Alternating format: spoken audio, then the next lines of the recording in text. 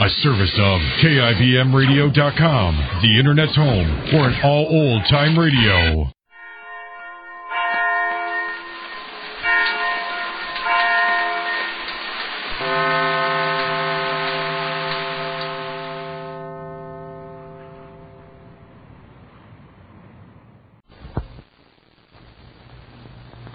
And now for our story. Mary is slowly getting well, but she seems definitely to be on the road to recovery. When we left our story yesterday, Max and Dr. Benson were both determined to track down to its source the cause of this strange sickness that struck Mary down so suddenly. Dr. Benson believes the Stratford Springs to be poisonous. Max, however, believes the bottling works to be at fault and is not yet ready to accept Dr. Benson's suspicions. Meantime, Danny Stratford has his ideas on the situation.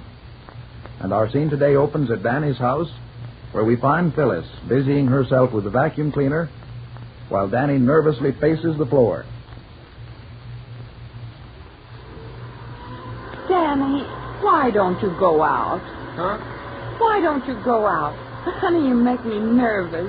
I never can clean the house when you're around. Oh, all right. I'll go out. Oh, but there's no place to Hand go. me that throw rug, will you, dear? Look, why don't you go take a walk in the park? Because I've worn a ring around the benches already taking a walk in the park. Oh, honey, you can't go on this way. Huh? Oh, I know it. And I've had to let the house go so while Mary's been ill. Oh, all right. I'll get out. Oh, Danny. Is everything all right? No. Oh, don't worry. It's not so. I'm all right. You do worry me sometimes, Danny. Okay, Snuggerfugger. I'll behave. If I can do anything. Oh, darling. It isn't you. It's, well, I'm just restless, lazy. I know, Danny. Oh, of all the luck.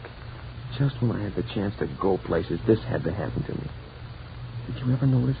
Some people get all the bad luck. Yeah, and I'm one of them. Oh, Danny, I believe in you. And I don't want to hear you condemn yourself that way. You're a grand husband. You think so now? Say, Phyllis, you ought to have seen me in Chicago. You ought to have seen me with all those big men. But, Phyllis, I sold them that big order of Stratford water like I was used to the business. Well, they even asked me to go with them on a party that night. Why, Danny, I thought you said you didn't go to any parties while you were in Chicago. Huh? Oh, well, it wasn't that. You know, I had to take a few drinks up in the hotel with a couple of men. Oh, you know, and they liked me. Really, they did. They said, look here, Danny. You're our style, just our type. The kind of a fella that has it on the ball. You know merchandise and you know how to sell it. What do you think of that?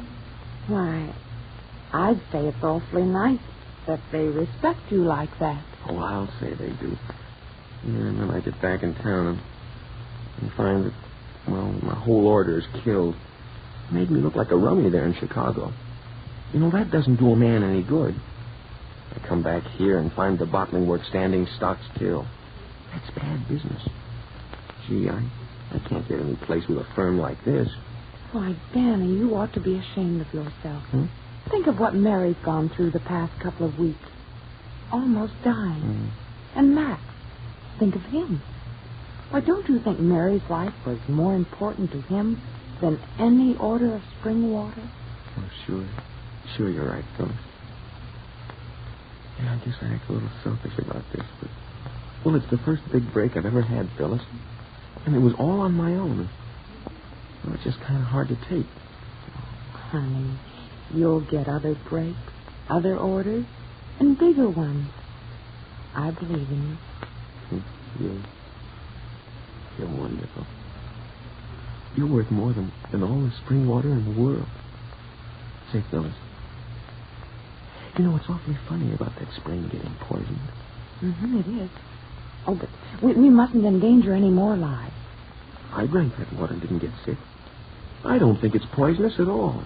But, Danny, don't you try to talk anybody into using it. I still don't think it's poisonous. And I don't see any use of Doc Benson putting a ban on using it. But, Danny, what if somebody else drank it and the same thing happened to them that happened to Mary? Would you want that? Oh, no, of course not. The doc was right, I guess. He says not to drink it until he's analyzed it more thoroughly. But, Phyllis, if that spring water is poisonous, I'm a dead catfish. Now, look, there are other ways it might get that way. Oh, Danny, please don't get any more ideas like that. What's wrong with that idea? Can't I investigate this thing as well as Doc Benson? That's it. Just the idea. I'll go find out. Maybe we can still sell that big order of water in Chicago.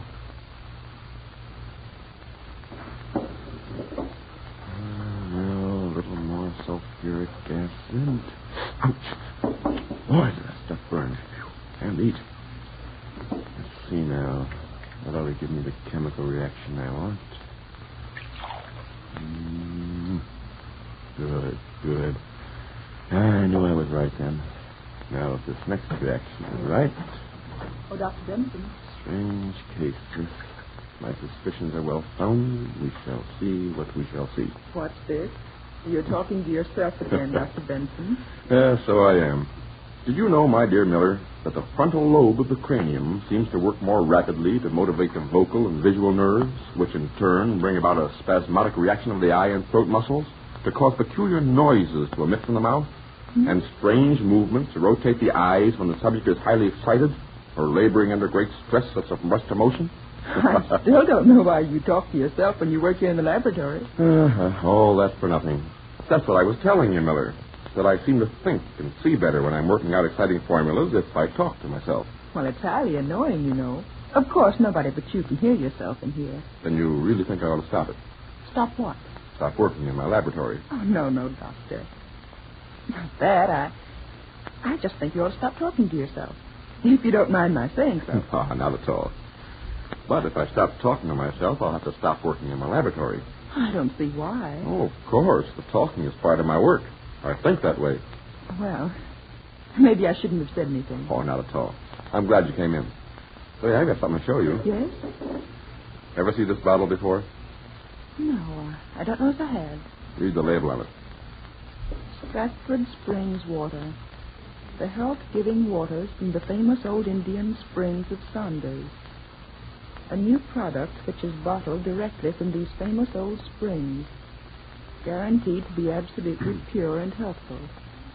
Why, that's the water that Mary Southern drank. The same. Not only the water, but the very bottle from which she drank. It's almost full. Of course. The only drink taken out of that bottle was the one Mary drank just before she fell at the bottling works unconscious.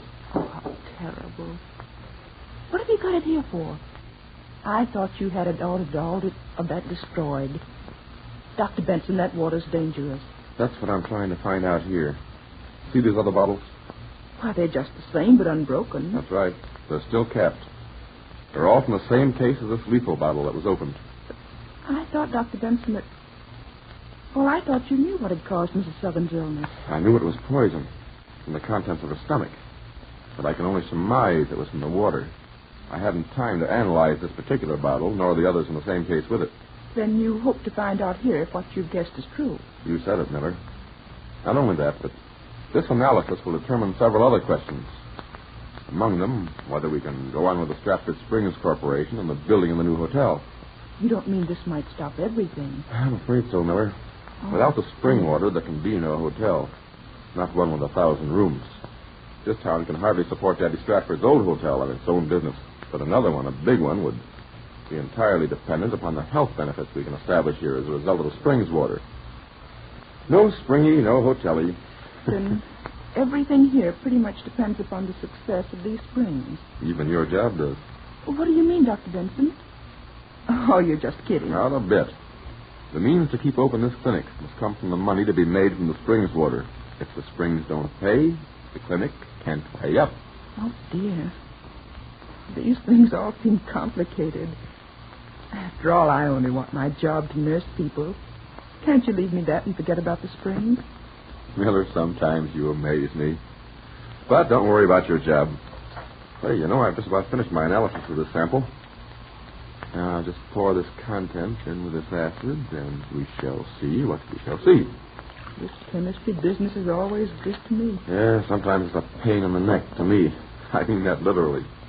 Just keeping a sharp eye on these reactions. Well, I don't see what... Miller. Huh? Look. Look at that. At what? Look, that reaction. My heavens, can I believe my eyes? Would you mind telling me what this is?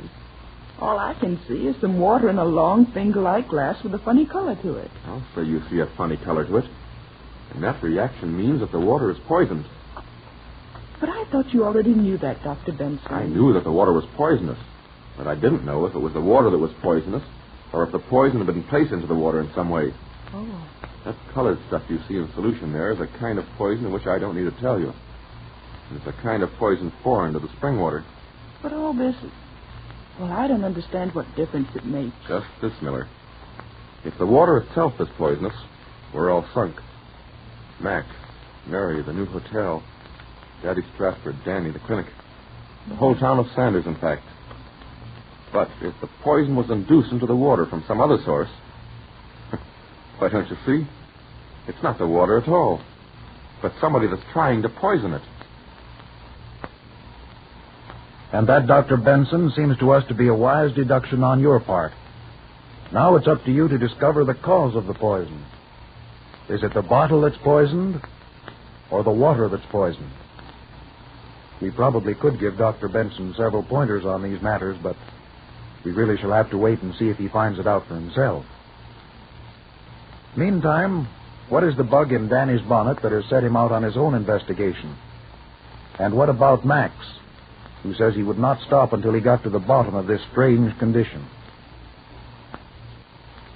We shall hear more about these other angles in tomorrow's episode of The Life of Mary Southern, brought to you with the best wishes of the makers of Heinz Honey and Almond Cream.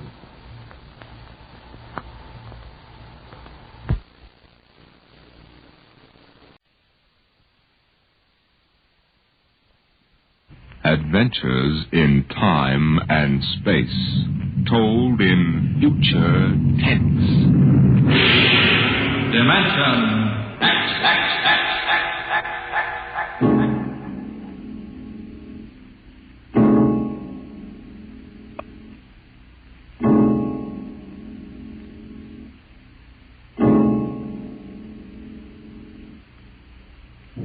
When man first crossed the vast distances of outer space to land on strange worlds, he found that someone had been there before him. The ruined canals of Mars, the smashed cities of Titan and Centaurus II and III, all these were evidence that 100,000 years ago, a race of intelligent beings built their cities across the galaxy. They knew space travel, atomic power, astrophysics, and engineering.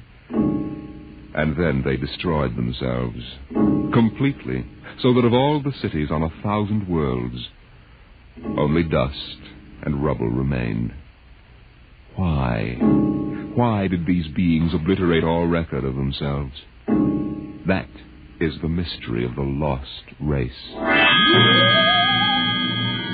The freighter Carillia, bound out of Earth for Cetus Alpha 2, came into normal flight after 103 days in overdrive. The stars were unfamiliar. The constellations known on Earth had disappeared. But there was a yellow sun off the port, and about it revolved 3 planets.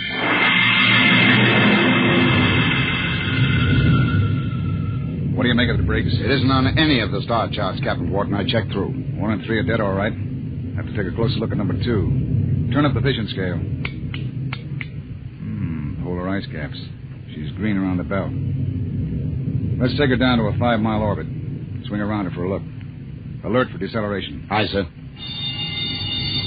Throw in the manuals. Power room. Power room, aye. We're going down to have a look at something. Give us just enough power to keep her under control. All right, Briggs. Hang on to your stomach.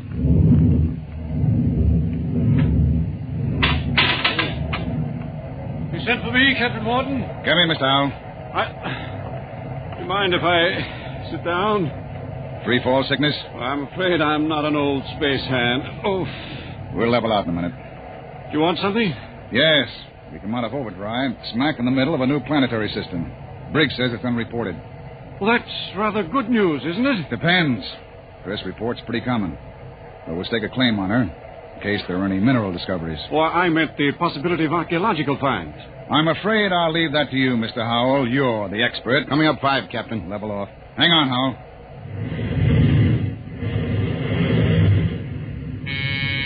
Power room. Hold her steady she goes. We'll orbit at slow cruising speed. All right. Clear the scope, Briggs. Aye, sir. Nice-looking piece of real estate. Well, the Space Guard requires I check up for radioactives, gold, and lost race rooms. You're landing? Landing? I've got a schedule to keep, Mr. Howell. I can't sit down on every lump of dirt I run into. We'll do a spectroscope check, and I figured you'd spot any ruins. All right. Wait a minute.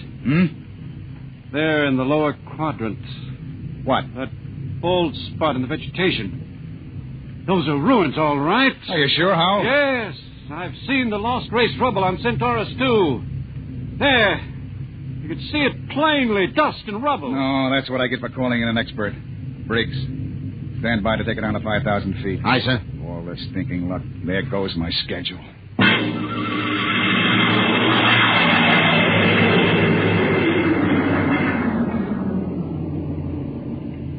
Seen enough, Howell? It's going to set me back 5 hours. Interesting. Wait a minute. What's wrong? I don't believe it. Marvelous. Incredible. Stop sputtering, Howell. What is it? Look over that rise in the ground. It's a section of the city still standing. Hey, you're right. That hill must have shielded it from the blast. Captain, you've got to land. Land? You've got to. This is the first lost race site that's ever been spotted. Of course you'll land. Howell, we get a $1,000 bonus for every day under par for the run. But you don't understand. It's the biggest find in the century. We can chart it, and you'll have to get back somehow. That's all.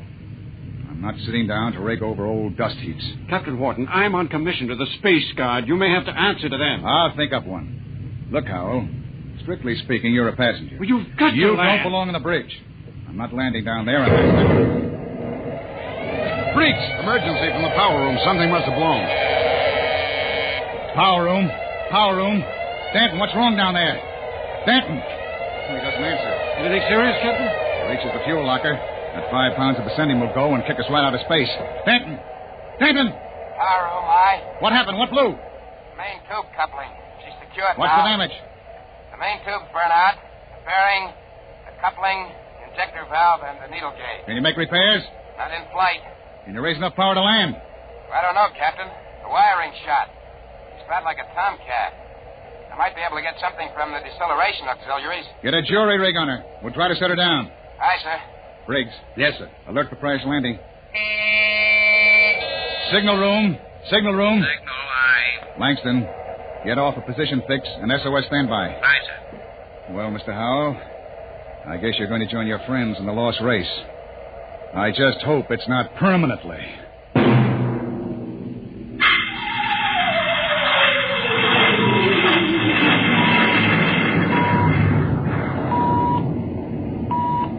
Leveled off now, Captain.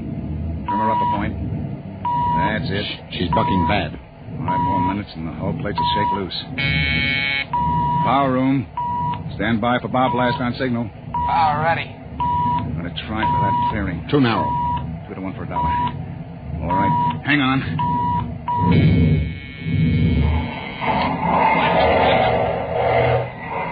Briggs! Briggs! You all right? I hit my head on the panel. Well, I seem to be all assembled. We're down. Guess our luck hasn't run out yet. Calling power room. Power room, aye. All right down there? Yeah, I'm all right. Stanton, I want a complete damage check and repair estimate. Get up here as soon as you got it for me. Briggs, you all right now? Yes, sir. I guess so. As soon as we get Dan's report, get a detail aft. Help him with repairs. Captain Wharton. What is it, Langston? My speaker line's out. Sending circuits blew. Spare tubes? That was a pretty rough landing, Captain. They're gone. I can't replace them this side of Lunar Space Station. I see. Well, the SOS ought to do it. And the Space Guard monitor reports our They position. aren't going to, Captain. Why not? Sending circuits went out when the blast went off down there. I didn't get the SOS out. Thank you, Langston. Get back and see what you can salvage. Does that mean bad news? We were in overdrive, Mr. Howell. It would take 40 years to search the distance we've traveled in one day. Consequently, when the ship doesn't make port and doesn't transmit a position fix, they forget about it. Oh. I see. And with the radio out, we blast off on our own power. Or we don't get off. Got your damage report, Captain. Well? Here. It's on a B-23 checklist. Not bad? Worse. Stanton, how long will it take you for repairs? I don't know. An estimate. I know gypsy fortune teller. How about the lifeboat? For deep space? What are they teaching at Sands Point now? Basket weaving? Stanton, Lifeboat couldn't lift half a light year off this here mud heap. Stanton, I'll take just so much.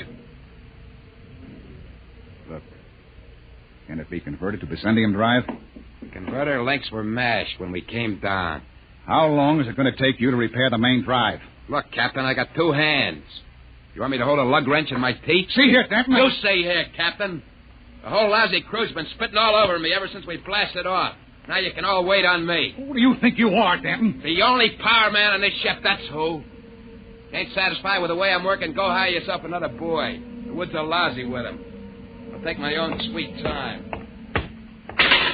What's the matter with him? Got a bug in his ear? Space fatigue, Captain. He's been locked up in the power room 4 days. Oh, we don't have enough trouble. Briggs, remind me to slug the psychotechnician when we get back. Don't tell me nobody gets into deep space who isn't emotionally stable. What are you going to do about him, Captain? Nothing. Stay off his back. Oh, but you can't. Captain's the only man who can get us out of here. We want to hit the cradle at New York Spaceport again. We've got to keep him happy. Captain Wharton, as long as we're landed and we do have to wait for the engines to be fixed, I suppose we can explore the lost race ruins. Look, Mr. Howell, I can't spare the men. We are now stuck tight until Danton gets those engines fixed. And if he can't, which is entirely possible, we are stuck, period. Oh. Briggs, I want you to keep a careful eye on the men. Space fatigue is nothing compared to what we might run up against now. Captain Wharton. Captain, I've got it. Semi circuits? No, sir, but I picked up the incoming video band. Well, that's something. Can you get the mail call through? The men could use a little lift right now. Well, the scheduled one-way personals are due at 23:30 Greenwich. Good. That ought to help morale. Langston, rig the receiving booth. Aye, sir. Oh, this is a break. Seeing the folks at home may be enough to keep everybody on an even keel. I know I'll be glad to see that kid of mine.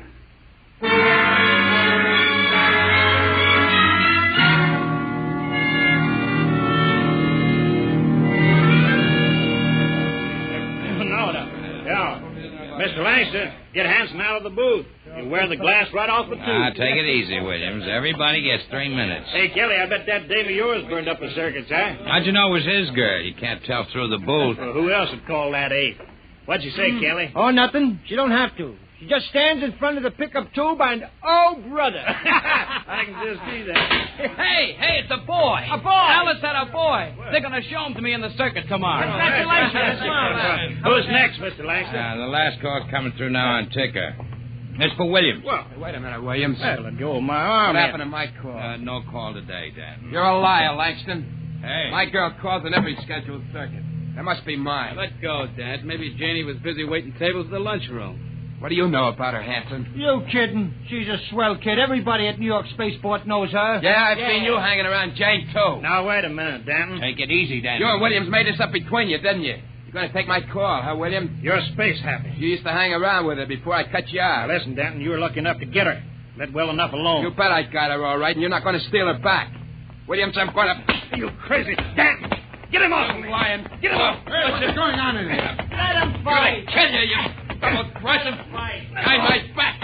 Grab him, Hanson. Get us Let out. go of me. Nobody took your call. Now, calm down, Danton. Dad. Surely. Look out. He's got a wrench.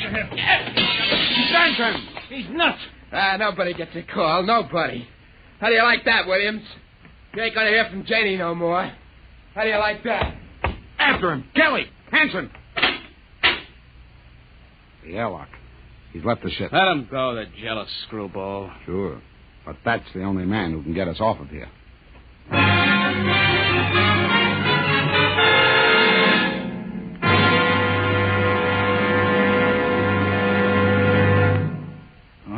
Didn't you so help me, Briggs?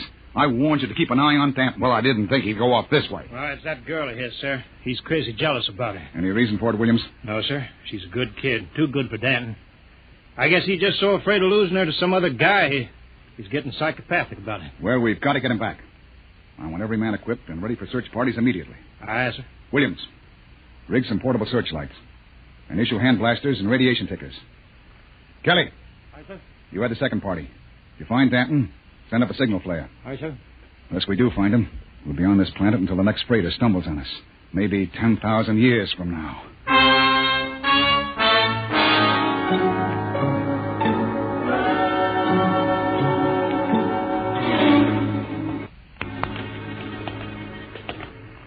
Hold that light up, Hanson.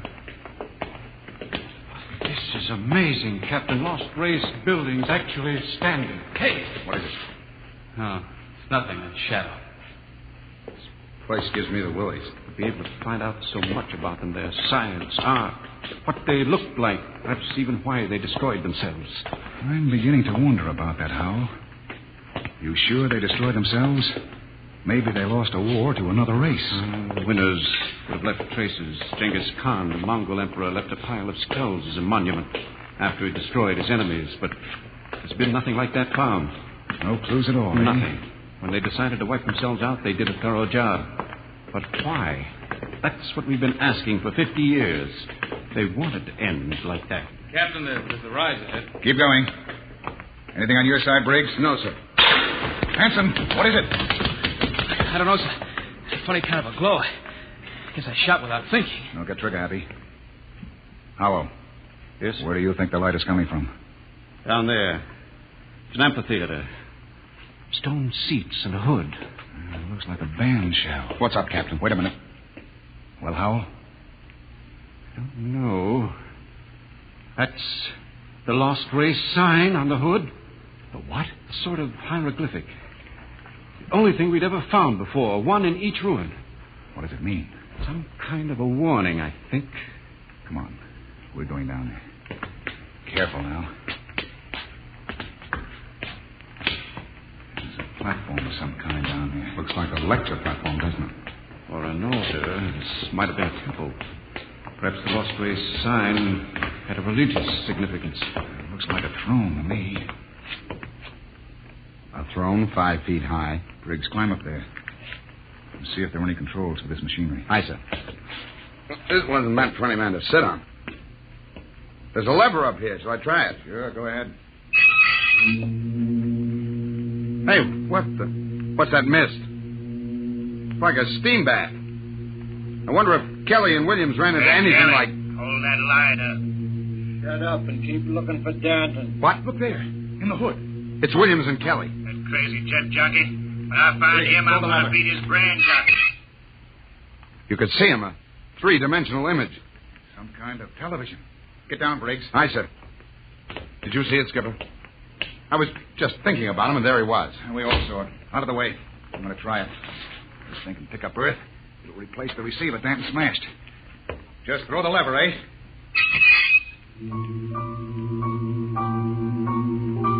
What? That's my son. I'll be darned. His music lesson. Say, it reaches Earth all right. What?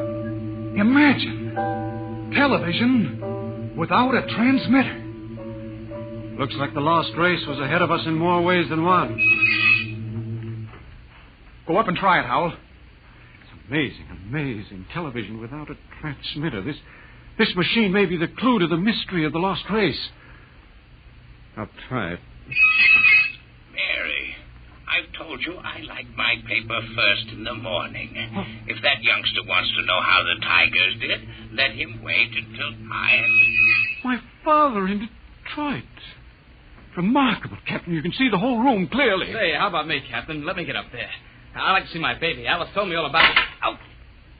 What's the matter, Hanson? I kicked something, a wrench. Well, hold it up.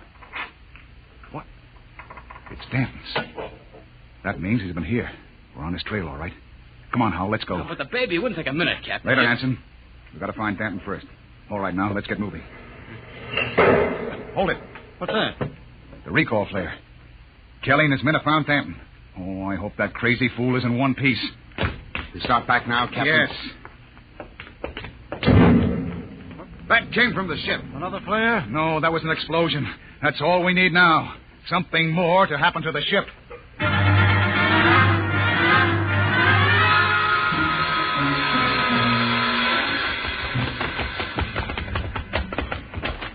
Oh, it's the main jets. Smashed flat. All the Briggs. sleeping rotten. Check through the ship for further damage. Aye, sir. Oh, look at those plates. Crumpled like an accordion. Captain! Oh, Captain! Here comes Kelly's party. We got him. We got Denton. Hold it. What happened here? Somebody blew up the main jets. Denton, do you know anything about this? No, sir. Not much, he doesn't. He's crazy enough to blow us all up. Listen, Hanson, I admit I went off my head tonight, but I'm not crazy enough to commit suicide. The jets are smashed. We're all marooned up the same creek. I still think he's got something to do with it. Lay off, Hanson. We found him wandering up in the hills. And he was with us when the blast went off. Yes, that's right. We saw your recall flare before the explosions. Oh, I guess that puts Stanton in the clear. Then who did it, Captain? I don't know, Howell. Looks like somebody didn't want us to leave this planet. Well, we still got one slim chance left. If we can repair the lifeboat... Skipper, it's gone. Gone? The escape port is open. The boat's missing. Oh, what else? The arms chest was cleaned out, sir, and the fuel locker was jimmied open. The descendium bars are gone. You sure? You can look for yourself, sir. She's clean. I see. There's only one answer left. There's something or somebody out in those ruins trying to get us. Maybe that lost race decided they weren't going to stay lost. You think some of them may still be alive? Who else could have blown up our ship?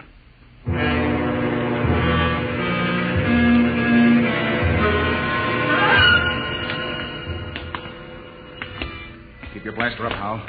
And be careful. It's a hair trigger. What are we doing back at the television machine, Captain? I thought we were looking for the lifeboat. We are. Whoever blew up the ship must be around here. Might as well try to use the machine to track them down. Yeah. Catch them with their own gadget, huh? That's right. All right, Hal, you're the expert.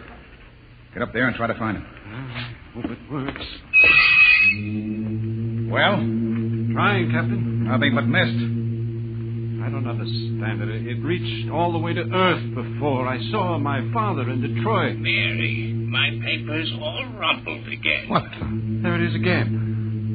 My father in Detroit. I've told him time and time again I don't like a messy paper. Look at that. No selector control, yet all the way to Earth. You can see the whole room, the goldfish bowl, the antimacassars on the chairs. Yet we can't pick up something less than a mile away. Knock it off, Hal. We're wasting time. Come on. That gadget won't work. We'll have to comb these rooms inch by inch. I don't understand. Neither do I. We'll cut behind the hood here and go on. Briggs, you take the lead with the radiation ticker. We might be able to pick up a reading on where the rocket fuel is hidden. Aye, sir. All right, let's go. I can't understand why that machine can pick up Earth and not... Captain! Briggs, what is it? Captain, help! I'm falling! It's a cave-in. Hang on, Briggs. I'm slipping, Captain. Grab his wrist. All right. Now pull. Pull. Higher. Oh.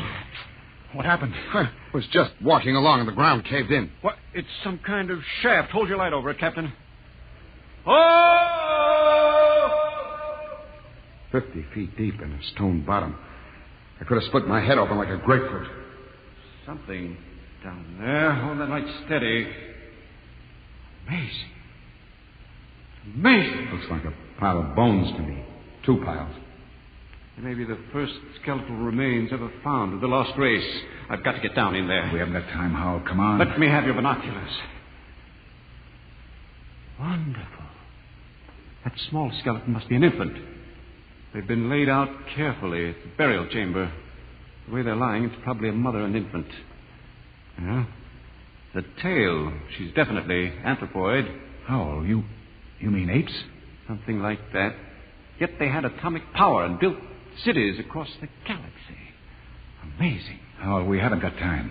Hello, that's funny. The little one is different. The caudal bones are different. No tail. Listen, Howell. What do I care whether they had tails or not? Come on now. It's almost as if... Well, they did have atomics, and radiation does funny things to heredity.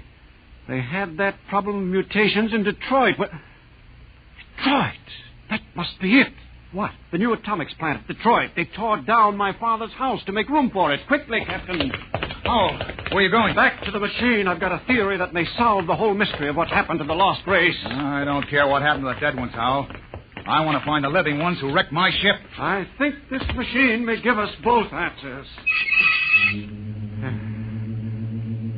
There's the house, Detroit, down to the last detail. Oh, come on down. We know all that. But don't you understand? That house was torn down. I got a letter before we lifted off Earth. It's gone. But it's on the television machine. Captain, that machine isn't television. It's a thought projector. What? It only mirrors what's in your own mind. But, Mr. Howell, we saw Earth. It was really there. But it was just because we imagined it, Briggs. It's a thought projection. I can produce any mental image that occurs to me on this machine. New York spaceport, a Space Guard patrol, anything. Anything? Yes. And now I think I know what inspired the lost race to do what they did. It was fear. Fear of what was in their own minds. They could all see it with machines like this. But fear? Fear of what? They foresaw the future. So they destroyed themselves. Every last one of them. Hold it, Hal. Are you sure they're all dead?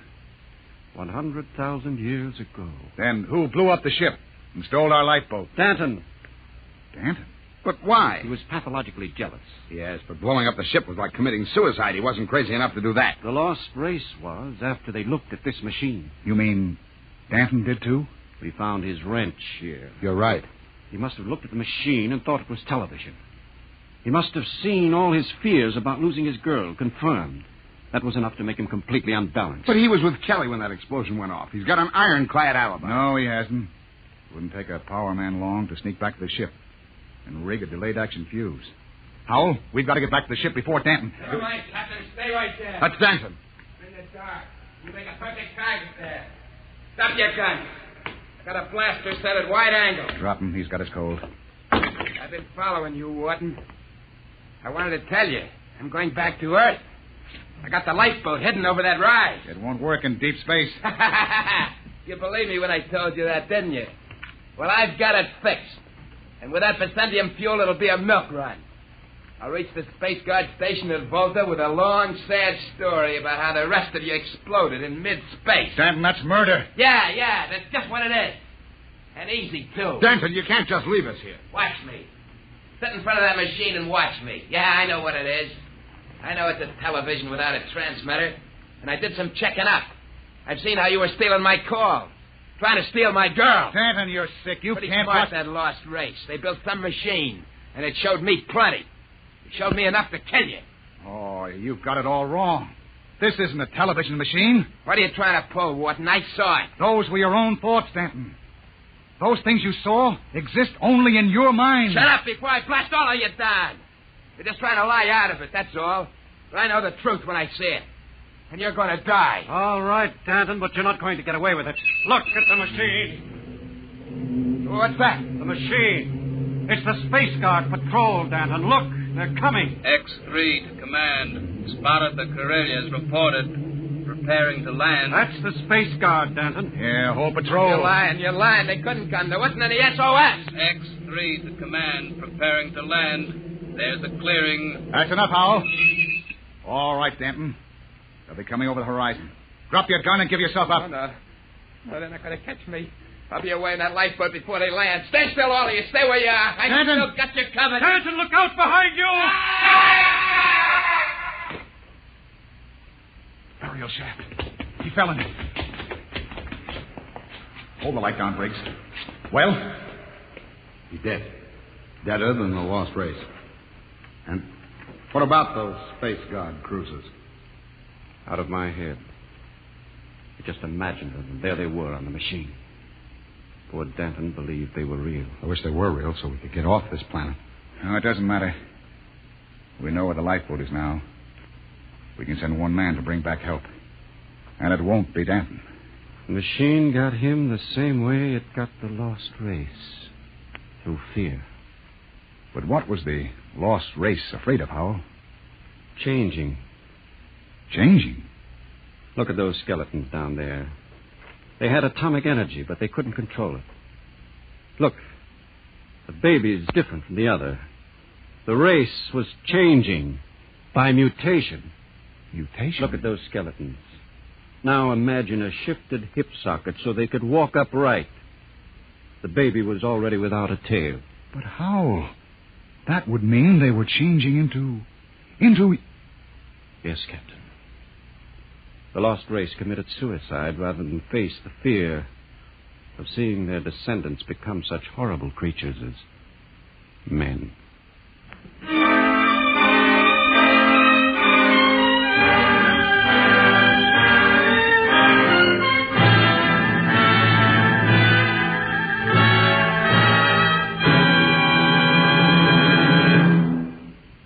You have just heard another adventure into the unknown world of the future, the world of Dimension X. And now, about next week.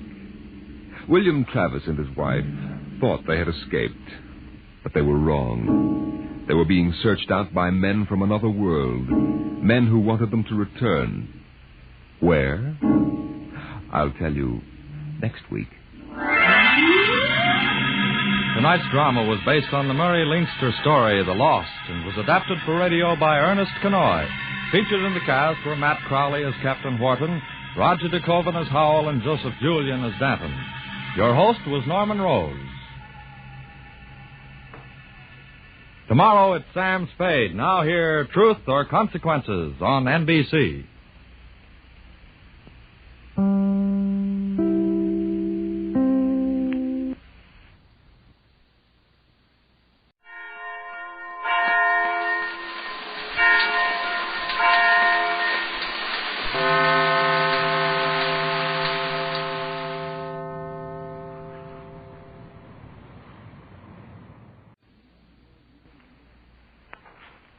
Adventures in time and space, told in future tense.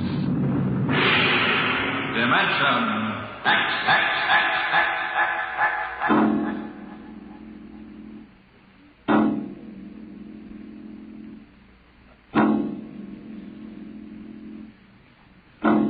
Time is an interesting phenomenon. A ticking clock, the running sands of an hourglass. All these have captured the imagination of men. But time is more. It exists now, and then, and in the future. Suppose we are in the year 1950. Coexistent in time may be worlds we have never seen, the worlds of the past and of the future.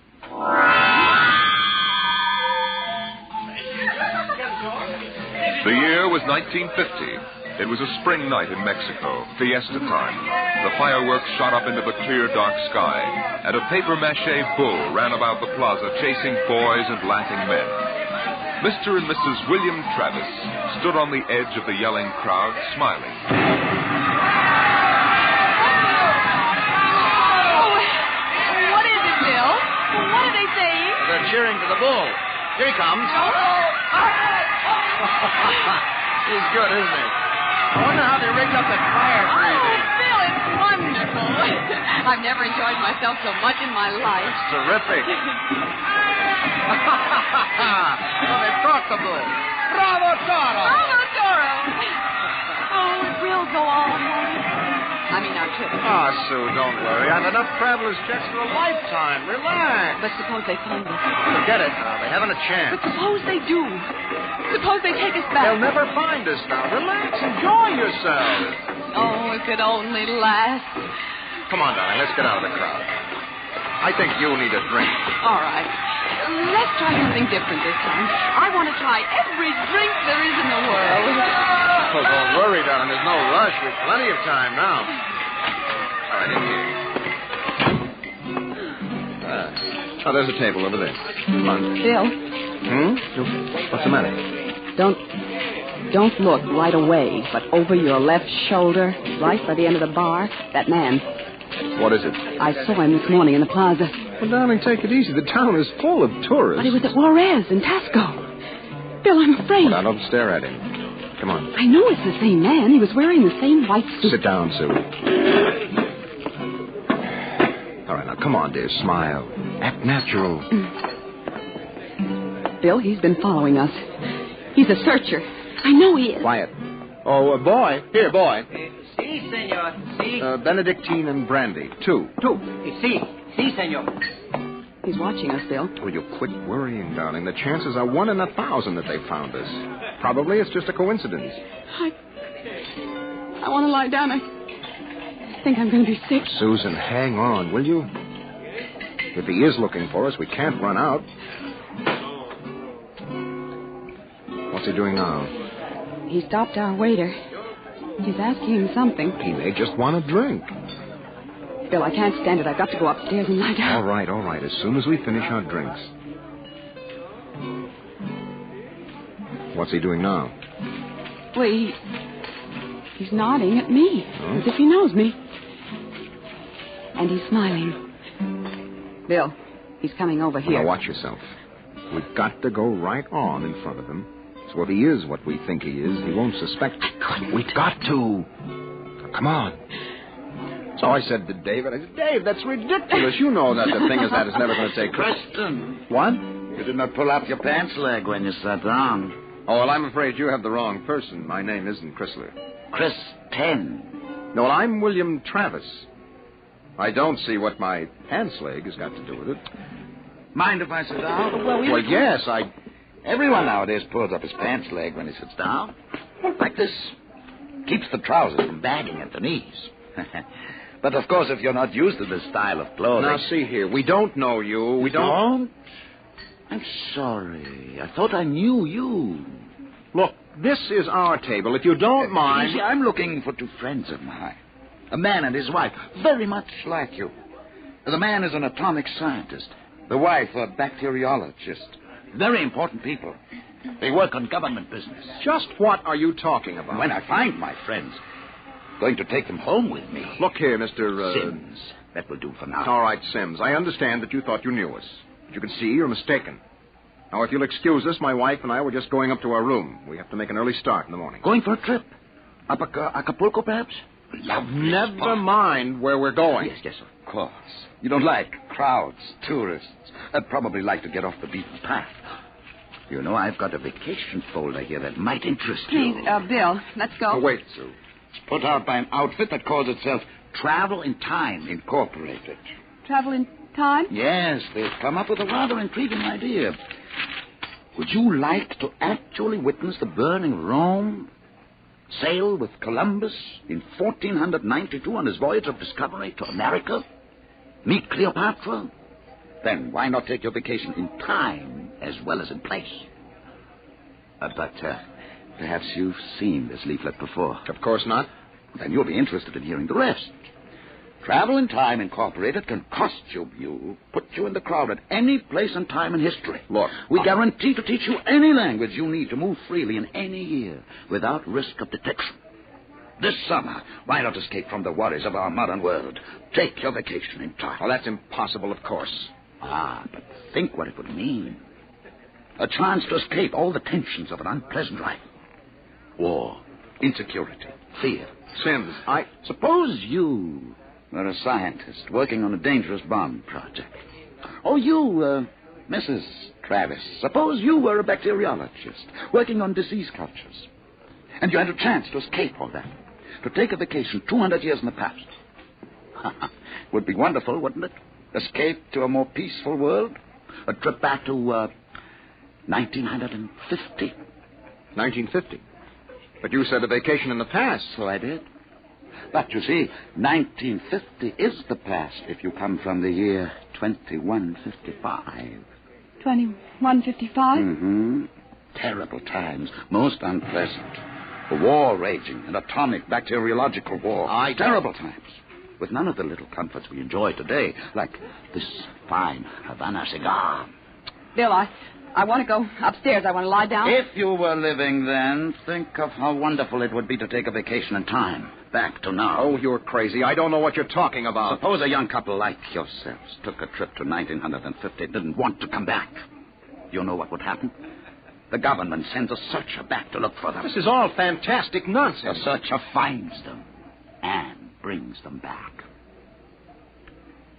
Well, do you think I'll find my 2 friends, Mr. Travis? Bill, please take me upstairs. I don't feel well. Oh, is the lady feeling a bit sick? Oh, unfortunately. Here are the drinks, senor. Well, shall we drink a toast to 2155? To the future.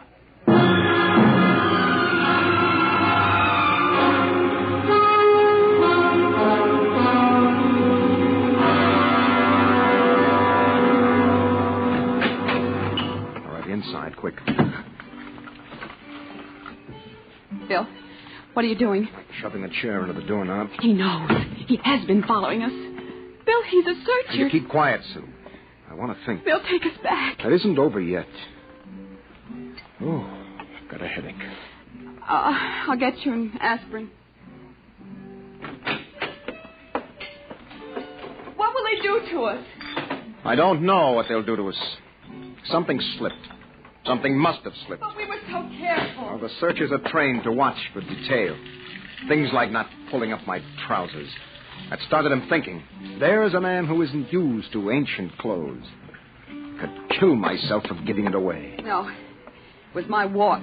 These high heels. Careful now. Here. Thank you. Bill, I won't go back. I won't go on filling tubes with typhoid and bubonic plague. Now, take it easy, Sue. There must be some way. We don't have to go back to 2155, do we? The nerve of that Sim sitting there looking us up and down like animals smoking those stinking cigars. That's how I first noticed him at Tasco. He had 4 bottles of liqueurs and a pile of chocolate. Yes, well, he still hasn't gotten over that first greedy hunger. We've got to look out for that suit. It's the sure sign of somebody from the future, trying to make up for a lifetime of shortages by stuffing themselves sick. Remember our first night? Bill, I can't stand it. We've got to get out of here. What are you doing? Packing. Getting the suitcases out. That's no use, Sue. What do you mean? We can get to Acapulco by morning. Don't you think he's watching us? We could get away. No, we've got to sit tight. We've got to wait right here for a break. I don't know what, but something has got to break. Darling, I'm afraid. No. Maybe he isn't sure of us yet. Maybe we can still figure out some way to escape. Come on now. We better try to get some sleep.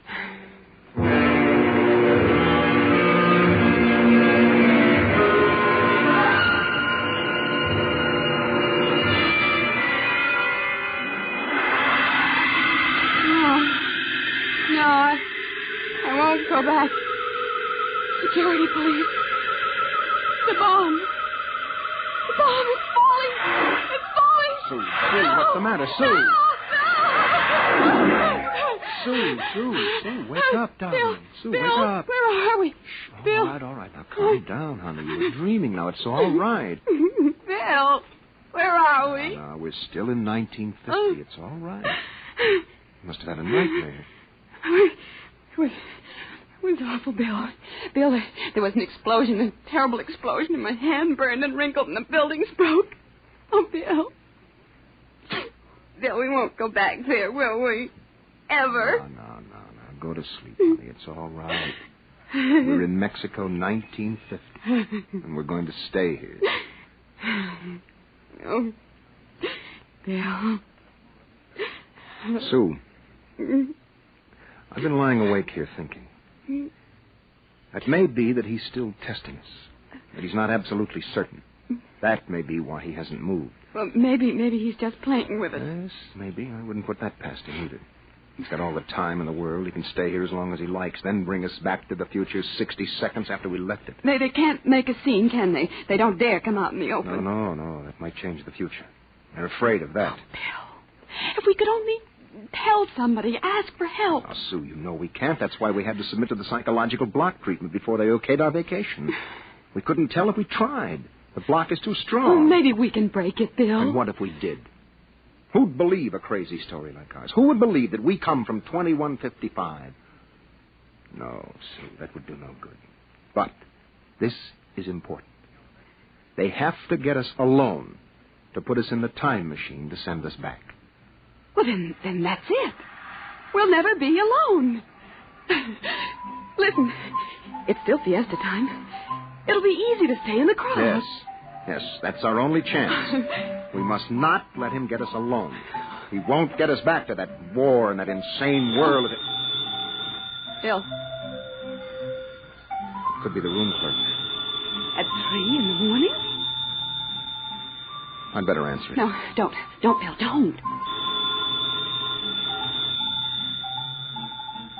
I've got to.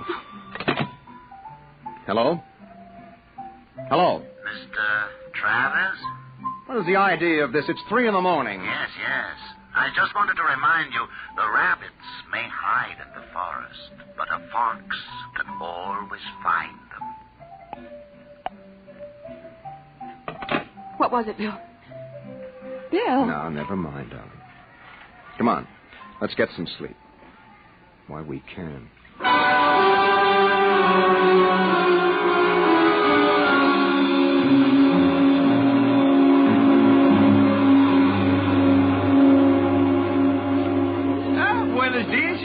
Senor. Good morning, Senor Gomez. I thought you were spending pleasant days in my hotel. Fiesta time is the best. Oh, it's been lovely. Your special table is all ready for breakfast. Oh, fine. Where blazes is the hotel? Hey, you, Buster, where's the hotel in this godforsaken thing all over? What is all that racket? Great excitement, very great. All right, what is it? They come with 4 trucks and innumerable automobiles. A motion picture company from Hollywood. Oh, what are they doing down here? They make pictures of our fiesta for the backgrounds. Oh, yes. We have a very beautiful town. Beautiful.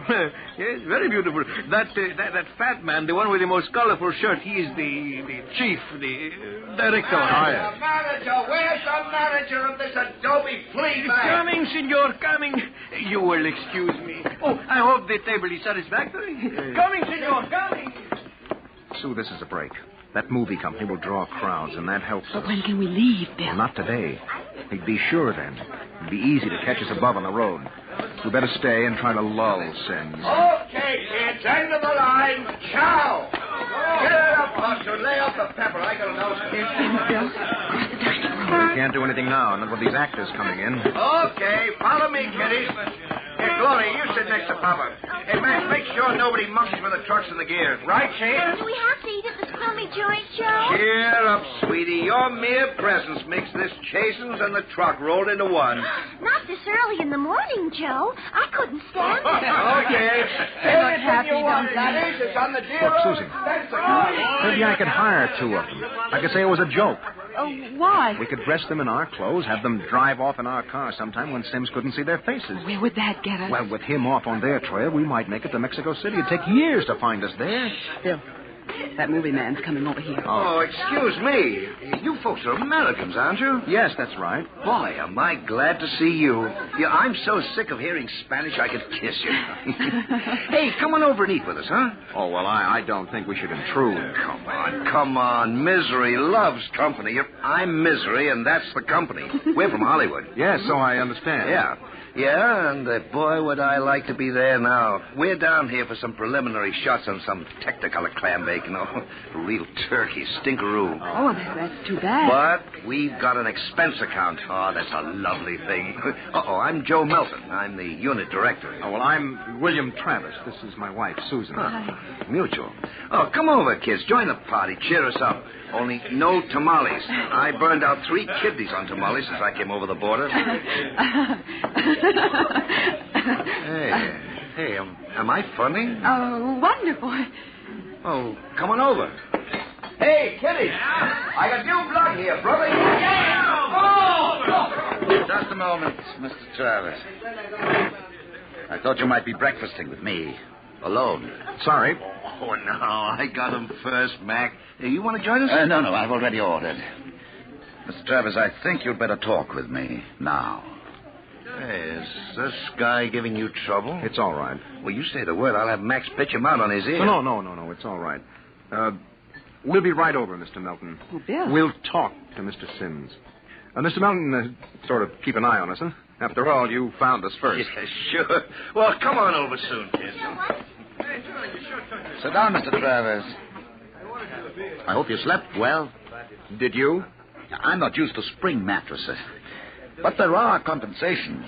I stayed up half the night trying new cigarettes and foods. A whole new spectrum of sensation. What are you talking about? Still acting, huh?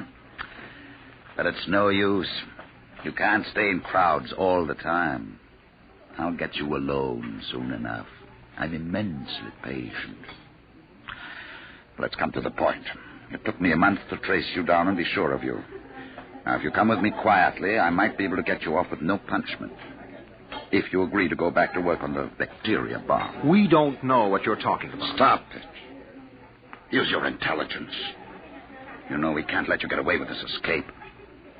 Other people in the year 2155 might get the same idea and do the same. We need people. To fight your war. It's all right, Susan. We can talk on his terms now. He's got us. We can't escape. At last. Really, you've both been incredibly romantic.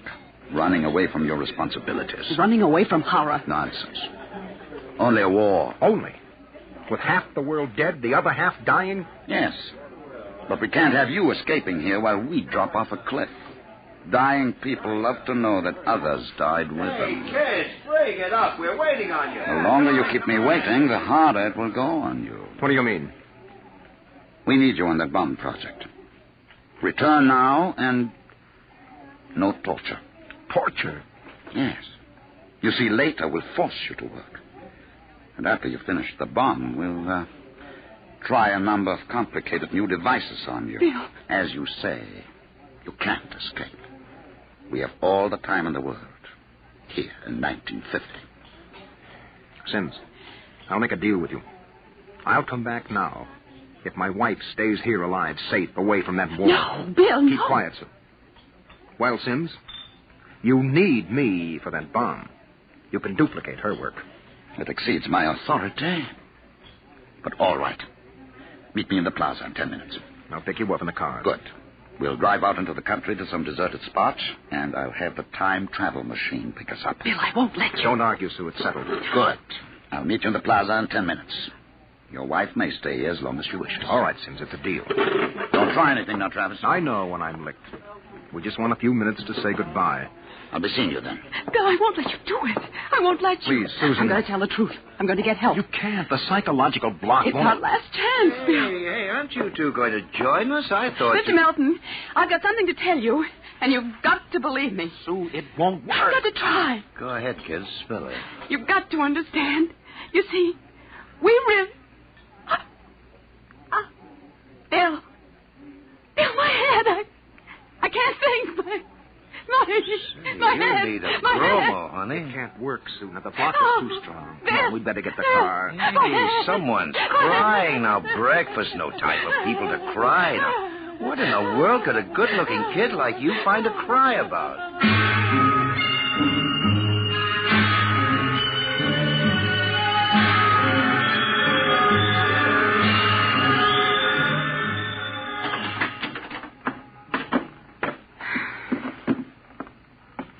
Bill, I won't let you do it. Don't make it harder, I'll let Susan. me go back with you. We'll get through some way. You think I'm going to let you go back to that war?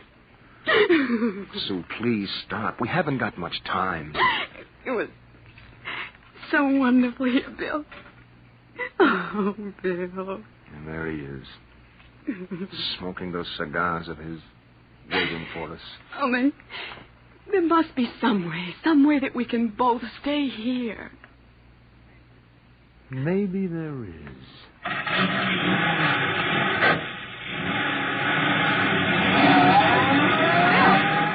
Bill, what are you going to do? Hang on, Sue, and duck when I tell you. No, Bill, you're heading right for him. Not going to get either of us now. Oh. Down, Sue, down.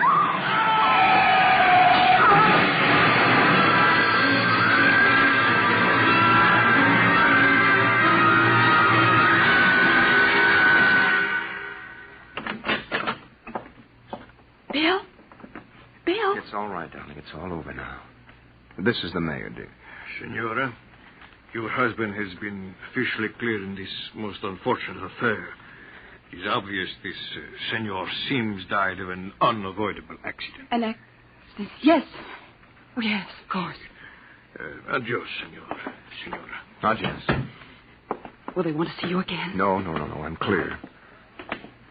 I lost control of the car. That's the way it stands.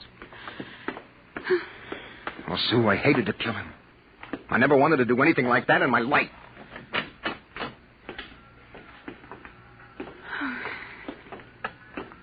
Where will we go now? Mexico City?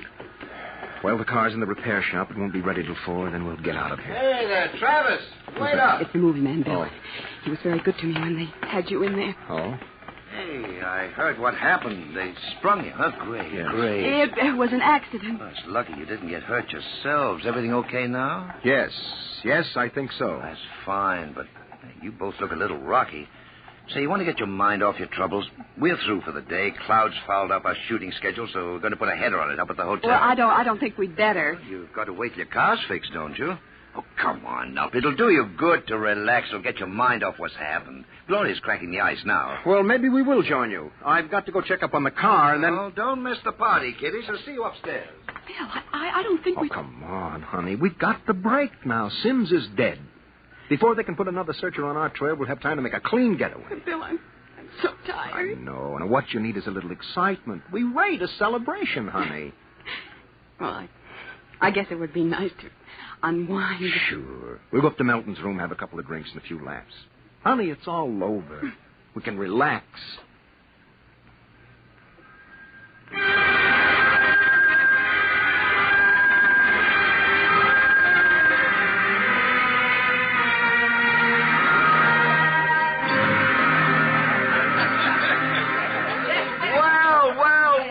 Kiddies. Well, we thought we'd join you, Mr. Melton. Oh, great. Call me Joe. Hey, Claudia, yank another cork. We got company. Here you are, kids. Thank you. You kids ready to drink? That was a pretty messy business, but it's all over now, huh? Yes, it's all over. Yes, well, it's time to unlax. Grab a glass, honey. Well, thank you. Hey, quiet, everybody. Quiet. How about a toast to our guests? Oh, sure. All right. To a very beautiful lady, lovely enough for the movies. What? Thank you. No, I'm not kidding. That's why I came over to you in the first place. I might even give you a test. Oh. No, I mean it, honey. You're pretty nice. I could make you a movie star. Oh, and take me to Hollywood? Well, at least it'd get us out of Mexico. No, you're not serious. Sure I am. Gloria, how about a refill? Coming up. Well, it sounds wonderful, doesn't it, Bill? Yes. Los Angeles is a pretty crowded city, isn't it? Crowded? Wait till you see the Sunset bus. No, you don't really think I could be an actress. You don't have to cheer me up anymore. I'm feeling wonderful now. No, I'm serious. I think you'd be great. I want to do a suspense story. Sort of a war story, you know. Gloria, pour Mr. Travis another glass. Okay, Joe. A suspense story? Yes, dear, yes. A story about a man and a wife who live in a little house. Now, I'm just ad-libbing this, you understand? Oh, yeah, sure. Go on. Well, there's a war on, see? A terrible war, you see. They live in the year 2155. Bill? Now, here's the gimmick. They escape into the past, and they kill a man who follows them to bring them back. Gloria, honeypot, get Mr. Travis another glass. Well, sir, this couple takes refuge with a group of movie people. Safety in numbers, they figure. Bill. But the story goes on. This couple is terribly important for a new project. Let's call it a bacteria bomb. So the searchers figure out a way that they can get them alone in a hotel room. Shove a chair under the doorknob, Max. Yes, sir. You see, the searchers may work alone or in groups, so that if one of them's killed, the rest carry on. Don't you think that would make a wonderful picture, huh, Susan? Don't you, Bill? You're not going to get us, Melton. Stand still. Put that gun down, Travis. Who is it? The manager. Your guy. Grab that gun, Max. Let go of me. Now make things worse, Mr. Travis. The manager, he heard us. Let's get going. Let go of me. Let go. He'll break down our door in a minute. Max, get ready to travel. Take a good look, Mr. Travis. Take a good look at 1950. You won't be seeing it anymore. Throw the switch.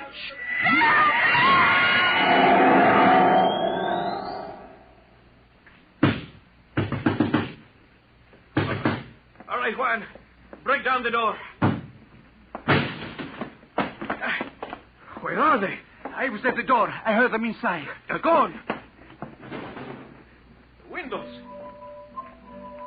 No, the iron bars are undisturbed. What happened to them, Juan? They just disappeared, all of them. Nuestro Padre Cielo. All right, Juan. Pray later. Senor, I think you'd better send for the priest and holy water. Later, Juan. Hey, they just disappeared. Look here in the closet. See? Hey, bottles, hundreds of bottles. Chartreuse, cognac, absinthe, tequila, Turkish cigarettes, and boxes of pure Havana cigars. Well, these crazy Americanos. Why should anyone leave all this die? What? Never question providence. There is enough here to last us both for a month. Juan, I think we can look forward to a most happy future.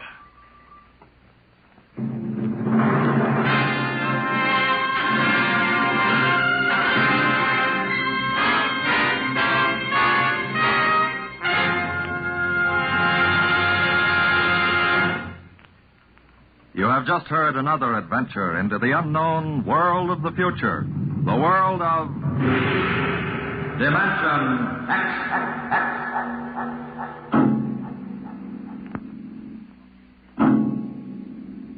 Now, about next week. Suppose that you were a private detective, and into your office walked a strange-looking client. Would you believe him if he told you that there was a Martian embassy hidden somewhere in New York, where spies from the Martian planet were preparing for the invasion of Earth? We'll tell you about it next week. Tonight's adventure in Dimension X was the Ray Bradbury story To the Future, as adapted for radio by Ernest Kenoy. John Larkin was heard as Bill, and Jan Miner as Susan. Your narrator was Norman Rose. Music by Albert Berman, engineer Don Abbott. Dimension X is produced by Van Woodward and directed by Edward King. Tomorrow it's High Adventure. Now it's Truth or Consequences on NBC.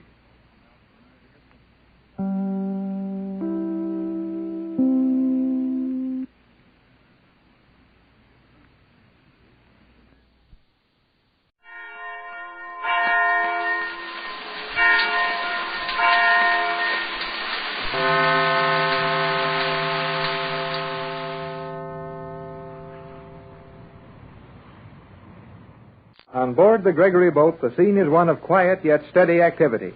The boat is plowing through the fishing banks off the coast of Lower California, Mexico. Mrs. Gregory and Joan, acting on Captain Bradford's orders, are locked in their cabin, while Jerry and the captain take turns at the wheel where they can keep an eye on the Swedish engineer, Peterson. After a radio message from the girl commander of the Euclidean submarine they know to be following them, Joan Gregory has hinted that Peterson may be the Euclidean electrical wizard Thales in disguise. Captain Bradford is just relieving Jerry at the wheel, and they stand talking before Jerry turns in for some much-needed rest. I'm all right, Captain. Yes, I know you're all right, but you're tired, Jerry. Oh, that won't hurt me any. Of course it won't. Be good for you if you get enough rest to make up for it. Now you run along and turn in. Well, I'll go in a minute. But there's a couple of things I want to talk to you about first. Well, maybe it'll relax you a little to talk. Go to it, Jerry. Oh, for one thing, look at that barometer. Huh? Well, looks like we might have a little weather. Well, we're getting down into the right latitude for a Chubasco. Well, we might get one at that. We're a little too far off the coast for one of those Mexican hurricanes to hit us very hard. Well, just the same, I've got a notion we're going to get hit by one. Ever ride one of those things out? Yep. When I was only 12 years old, Dad took me on a deep-sea fishing cruise with him, and we got caught in a storm down there. The fishermen called it Chubasco, and it was sure something. Yeah, they're mean, Jerry, and they come up quick. Well, could we get through one in a boat like this? Oh, I think so, if we were lucky enough to hit the edge of it, and we're out too far to get the center. Well, this boat looks mighty small when you think how high those waves get, and that wind blows plenty. That's bad, all right, Jerry, but we've got unusual engines in this boat. Nearly 3,000 horsepower. We can hold into the storm forever if we don't get swamped. Yeah, if. Well, we're not in any storm yet, and I don't believe we're going to get in any one, so stop worrying about it. Okay, Skipper. You said you had something else you wanted to talk to me about? Yes. Well, it's sort of about the same thing, but it's about something else. That's very clear, I'm sure. It's about the same thing, but it's something else. Well, you know what I mean. It's about the storm, if we run into one, and about those powerful motors of ours. You sound serious, son. Talk some more. Well, you know how to run these motors, and I guess it's all right if you stay awake to watch them every minute. But if anything happens while I'm on watch, I'm not so sure I can handle it. If anything happens to the motors? That's not likely, but Peterson can do more with the marine engines than any man on the West Coast today. I know he can, and I'm afraid he'll do it. What? Well, he knows just too blame much about those engines to suit me. Yes, I'm beginning to see what you mean, Jerry. If we do run into a storm, those engines are going to mean the difference between getting out of that storm and not getting out of it. And if Peterson is his fellow Thales, he might not feel like helping us any. That's what I meant. Well, to tell you the truth, Jerry, I'm not the least worried about Jones' suspicions. Oh, of course, Pete could easily be spending part of his time on the island as one of those scientists. The rest of it around Los Angeles, posing as a marine engineer, but I just don't believe that's the story. Well, I do. Jones says those metal G-47s are from every country in the world. And if Peterson is smart enough to be as good an electrical engineer as he is a marine engineer, well, he could be Thales easy enough. Well, I'll admit there's room for your worries, kid, and I'll keep an eye on Pete if we run into trouble. No, we won't have to run very far. Looks to me like we're in a storm right now. No doubt of it now, Jerry. In 92 minutes, we're going to be somewhere near the center of a man-sized hurricane. Then I'm not going to turn in. Afraid it wouldn't do you much good. You'd soon get turned out anyway. Well, maybe I'd better go and wake up Mrs. Gregory and Joan. Might as well. They're never going to be able to sleep through this, and they might feel better to be dressed and ready for it. Well, I'll go and wake them up. Then I'll come back to you. Be sure and tell them to put on plenty of warm clothing and some oilskins if they're coming out on deck. Okay, Skipper. I'll tell them.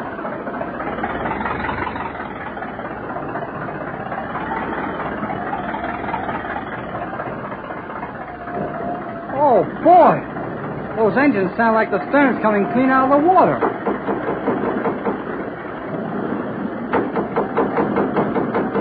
Yes, who is it? It's me, Jerry. You'd better get up and dress. We're running into a storm. I can't hear you. I said it's Jerry. You'd better get dressed. We're running into a storm. Put on a lot of warm clothes. We're dressing now, Jerry. We'll put on our slippers and be out in a few minutes. I'll be at the wheel with Tex. We'll join you there.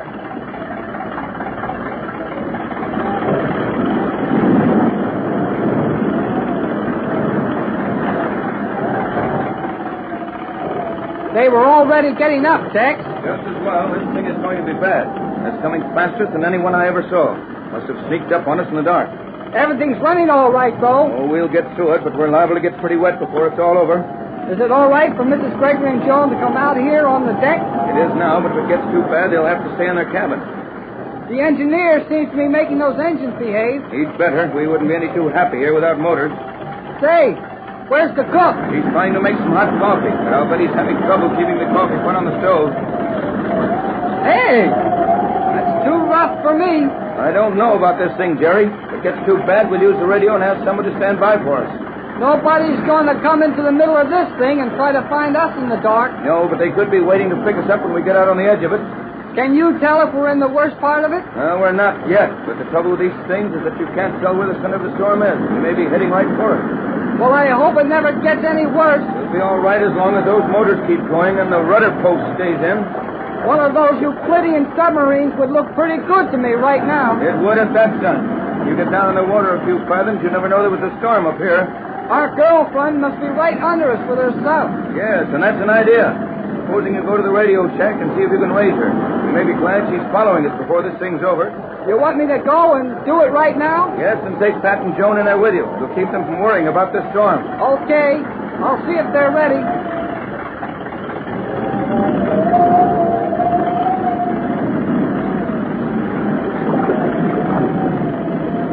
Is that you, Jerry? Sure, it's me. Where's Tex? At the wheel. But he wants you to come into the radio shack with me. I'm going to call the girl commander in the submarine. Are we in danger, Jerry? No, but I think we are. Joan, you go with Jerry. I'll join Tex at the wheel. But Mrs. Gregory, the captain said for me to take you into the radio room. I'll be responsible for that. You take Joan into the radio room and do as Tex orders. Watch out for the spray when you pass that cabin. Is the boat able to stand such a storm, Jerry? I don't know. Come on. We've got to get busy in the radio shack. Why do you call the radio cabin a shack? Oh, for the love of mud, Joan. This is no time to ask questions. Now hang on to my coattail and we'll see if we can get around to the starboard side. Hang on tight, Joan. I will, Jerry.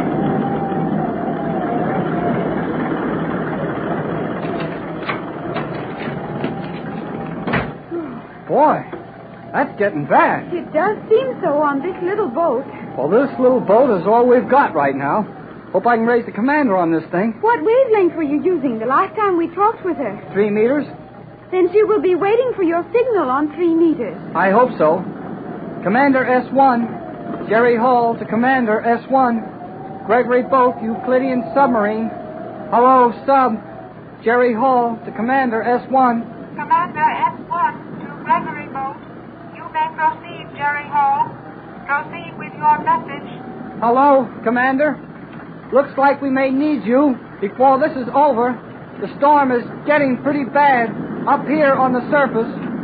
What can you do to help us out? I will bring my command up to Green Island. Drop your bow anchor at once. I will take your anchor with my stern magnetic fin. Reverse your motors. Run them at full speed astern. If your anchor chain holds, that will stabilize you. Drop your anchor at once. That is all. Okay, Commander. Well, Joan, I guess she thinks it's serious, or she wouldn't do that. You stay here and listen to this radio, and I'll report to Tex and drop that anchor, and then I'll come back in here with you. I will do as you wish, Jerry. Hey, look out! You don't get hurt by some of this stuff sliding around in here. So hang on the radio table. Yes. It's folded to the deck. I will take care of myself. Hurry and drop the anchor. I'm going right now.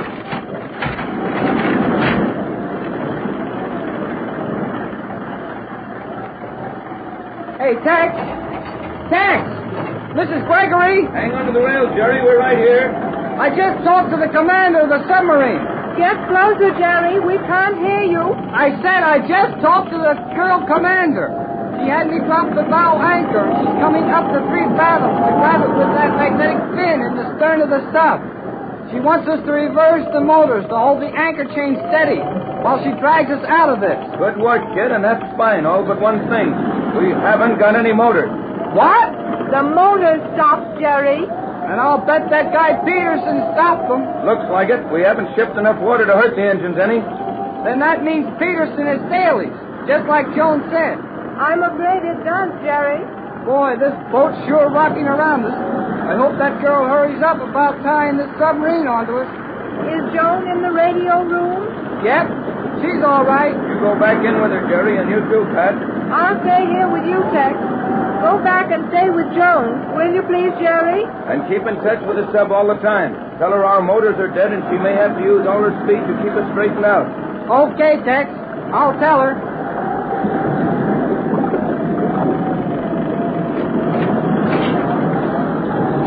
Is the storm getting worse, Jerry? The boat is tossing about much more. Well, I don't know about the storm, but our engines are dead. Was that an accident? No, I don't think so. And the captain doesn't think so either. Then I was right. Peterson, the engineer, is Thales, the Euclidean. And that looks like it. Now keep quiet while I tell that girl sub-commander about our motors. Jerry Hall, the commander, S1. Gregory Boat, Euclidean submarine. Jerry, the submarine magnets have just picked up our anchor. Yeah. Now keep still and let me try to pick up the commander. Jerry Hall, the commander, S1. Jerry Hall, the commander, S1. Gregory Boat, the Euclidean submarine. Our motors have stopped. Can you hear me? Our engines have stopped. Can you hear me, Commander? Jerry Hall, the submarine. Hello, Commander. Can you hear me? Our engines have stopped. Hello. Hello. Hello.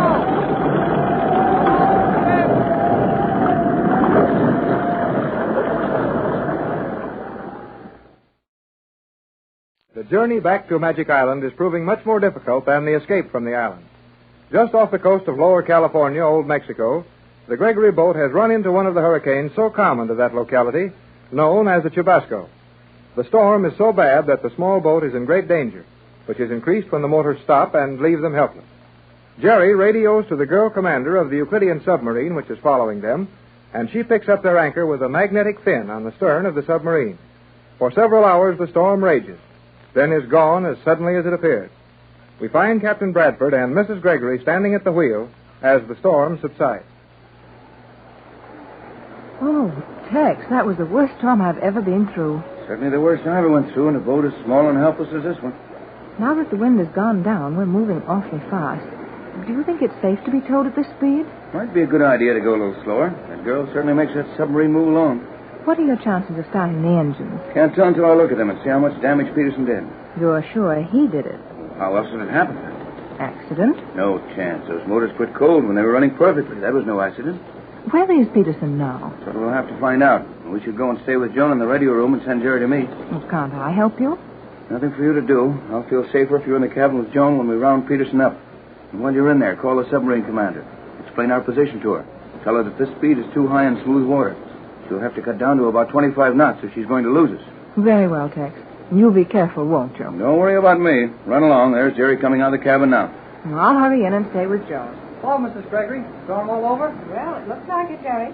I'm going in with Joan, and the captain wants to see you right away. Okay. Joan's listening to the radio. Morning, Skipper. That submarine's sure dragging us along. Yeah, a little too fast, Jerry.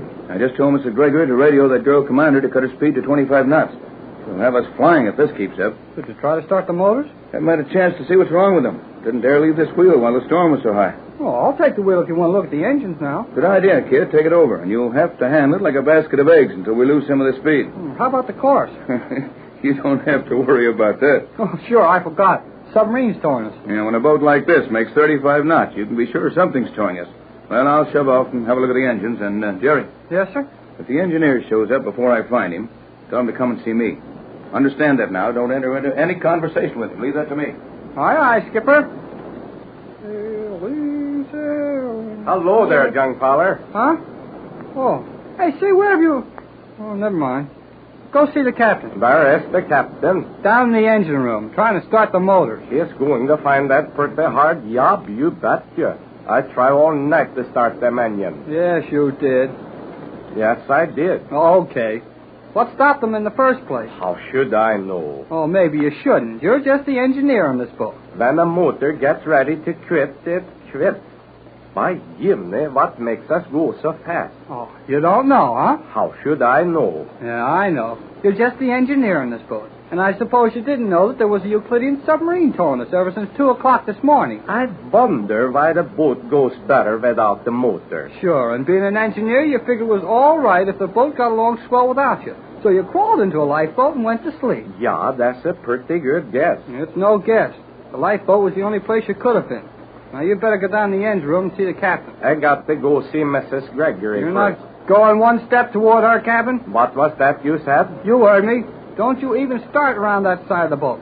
Now, you get in that engine room and start explaining to the captain. Explaining what? Plenty of things. But the captain will ask the questions. My business is steering this boat. Then give your best attention to your business. Hey, where'd that voice come from? You will learn where a great many things come from if you attempt to prevent my reaching Mrs. Gregory's cabin. So, Joan was right. You're Thales, the Euclidean electrical engineer. Precisely. I am Thales, as well as the trusted and simple Swedish engineer on this boat. Well, you won't be trusted anymore. Now, you going to start for that engine room, Peterson, or Thales, or whatever your name is? I am going to Mrs. Gregory's cabin. Oh, no, you're not. Just take one step, and I'll use this. So, you have one of the small 60-second ray guns, eh? You bet I have. And I know which end of it works, too. You would be doing a very foolish thing to use that on me. G47 would not regard your act as particularly friendly to Euclidia. Well, something tells me you're not going to be in any too good with G47 after he hears about this trip. We were supposed to be allowed to reach the Magic Island safety, and you're sure not helping us along any. I will be the judge of what G47 will think of this trip. Well, in just about 5 seconds, you won't be the judge of anything. Let him have it, Jim. Good boy, Jimmy. You sure laid him out. It is written when frying pan hit head was in wrong place. Well, you sure know what to do with a frying pan besides cooking it. It is a poor skillet which will not serve two masters. Well, I saw you sneaking up on him, but I was afraid you'd never make it before he turned around. Jim Lowe do not care which way head is looking when flying pan falls. If he look too quick, I drop pan quick. Well, you sure did a good job. Now run down the engine room and tell Captain Bradford to get up here quick. Maybe more better let skillet fall on head one more time. Then this fellow boy will not wake up too soon. Oh, he won't wake up too soon. The way he hit that deck, I'll be surprised if he wakes up before we get to the island. Now, you run and get the captain. He'll know what to do from here on in. You take fry pan. If he put head up, you put it down again. Okay, Jim. Mighty good idea to have this in my hand at that. I go now. Get Captain Bradford. Remember, Jerry, if head come up, pan go down. Don't worry, Jim. I'll drop it. Well, Jerry, we've been waiting for you to call us to breakfast, and... Why, Jerry, What's this? Oh, this is the frying pan from the galley. Did you hit Peterson with it? Not yet. Well, what's happened? Well, the Chinese cook let this pan fall on Peterson's head, and he pushed it a little bit as it fell. Jim Lowe knocked the engineer unconscious with that frying pan? He sure did, but that's only part of the story. Peterson's is Staley's. Are you sure, Jerry? Oh, he got so mad when I couldn't let him come to your cabin that he forgot to talk like a Swede and sound just like G-47. Then the warning of that girl submarine commander was correct. Well, I'll say it was. And I think this guy was coming to wreck our boat. But if he'd done that, he would have gone down with the rest of us. Well, I guess he figured on the submarine saving him. He didn't believe me when I told him he was in plenty bad with old G-47. There's no doubt about that.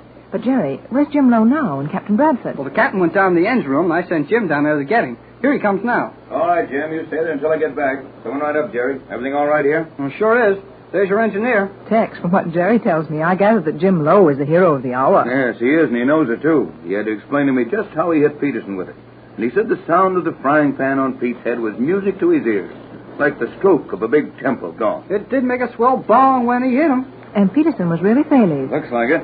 Well, what'll we do with him? Only one thing to do that I can see. Tie him up and sit on him until we get to the island. Well, I don't like the idea of having to watch that guy for days and days. He's too slick. I think you're right, Jerry. It would be hard to keep as clever a man as that prisoner on this boat for long. Say, wait a minute. I've got it. Jerry. Yes, sir? Go in the radio room. You and Joe and Ray's the girl commander on the submarine that's towing us. Ask her what to do with this fellow. She'll know fast enough. A good idea. She ought to be told about this anyway. Yes, she's certainly entitled to the information. After all, it was her warning that allowed us to be prepared for this. No doubt of it. Run along, Jerry. Have a talk with that girl in the sub. Then you and Joan come back here and we'll see about some breakfast. Well, can Jim cook it without his frying pan? You can leave the pan here with us. Just now, Jim's looking for the lost pieces of the motors. The lost pieces? Yes, I'm afraid Pete, or rather Thales here, took some of the vital parts off the motors and threw them overboard. Nice little fella he is. Well, here's your frying pan. And if Jim's still busy when we get back, Joan and I'll cook the breakfast. Well, call that sub as quick as you can. Aye, aye, sir.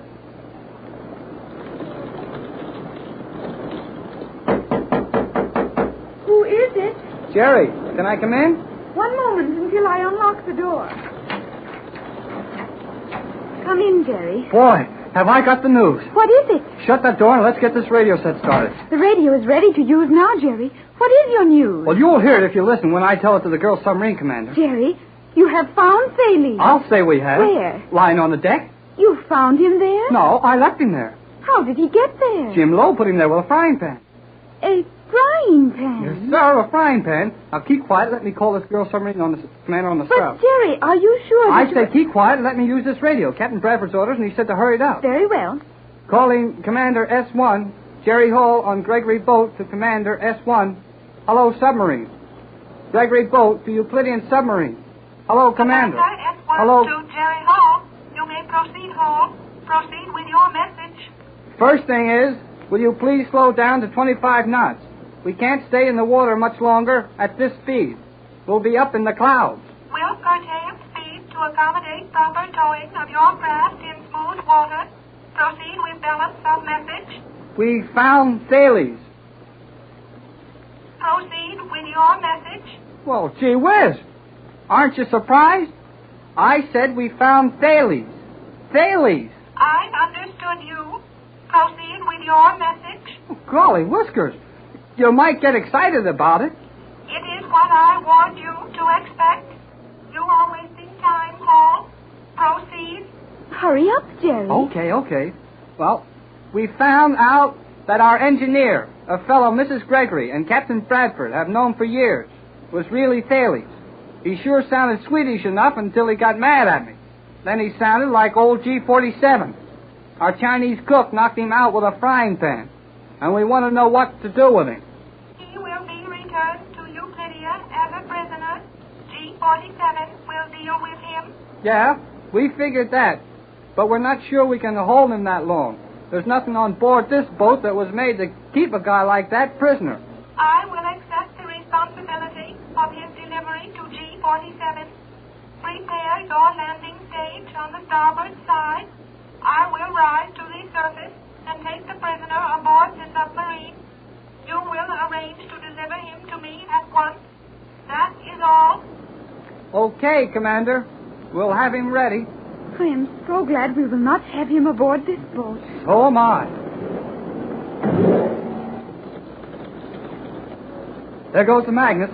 She's dropped her anchor chain, and in about a minute, the nose of her sub will be sticking up out of the water. Come on, Joan. We've got to get ready to turn Thales over to her.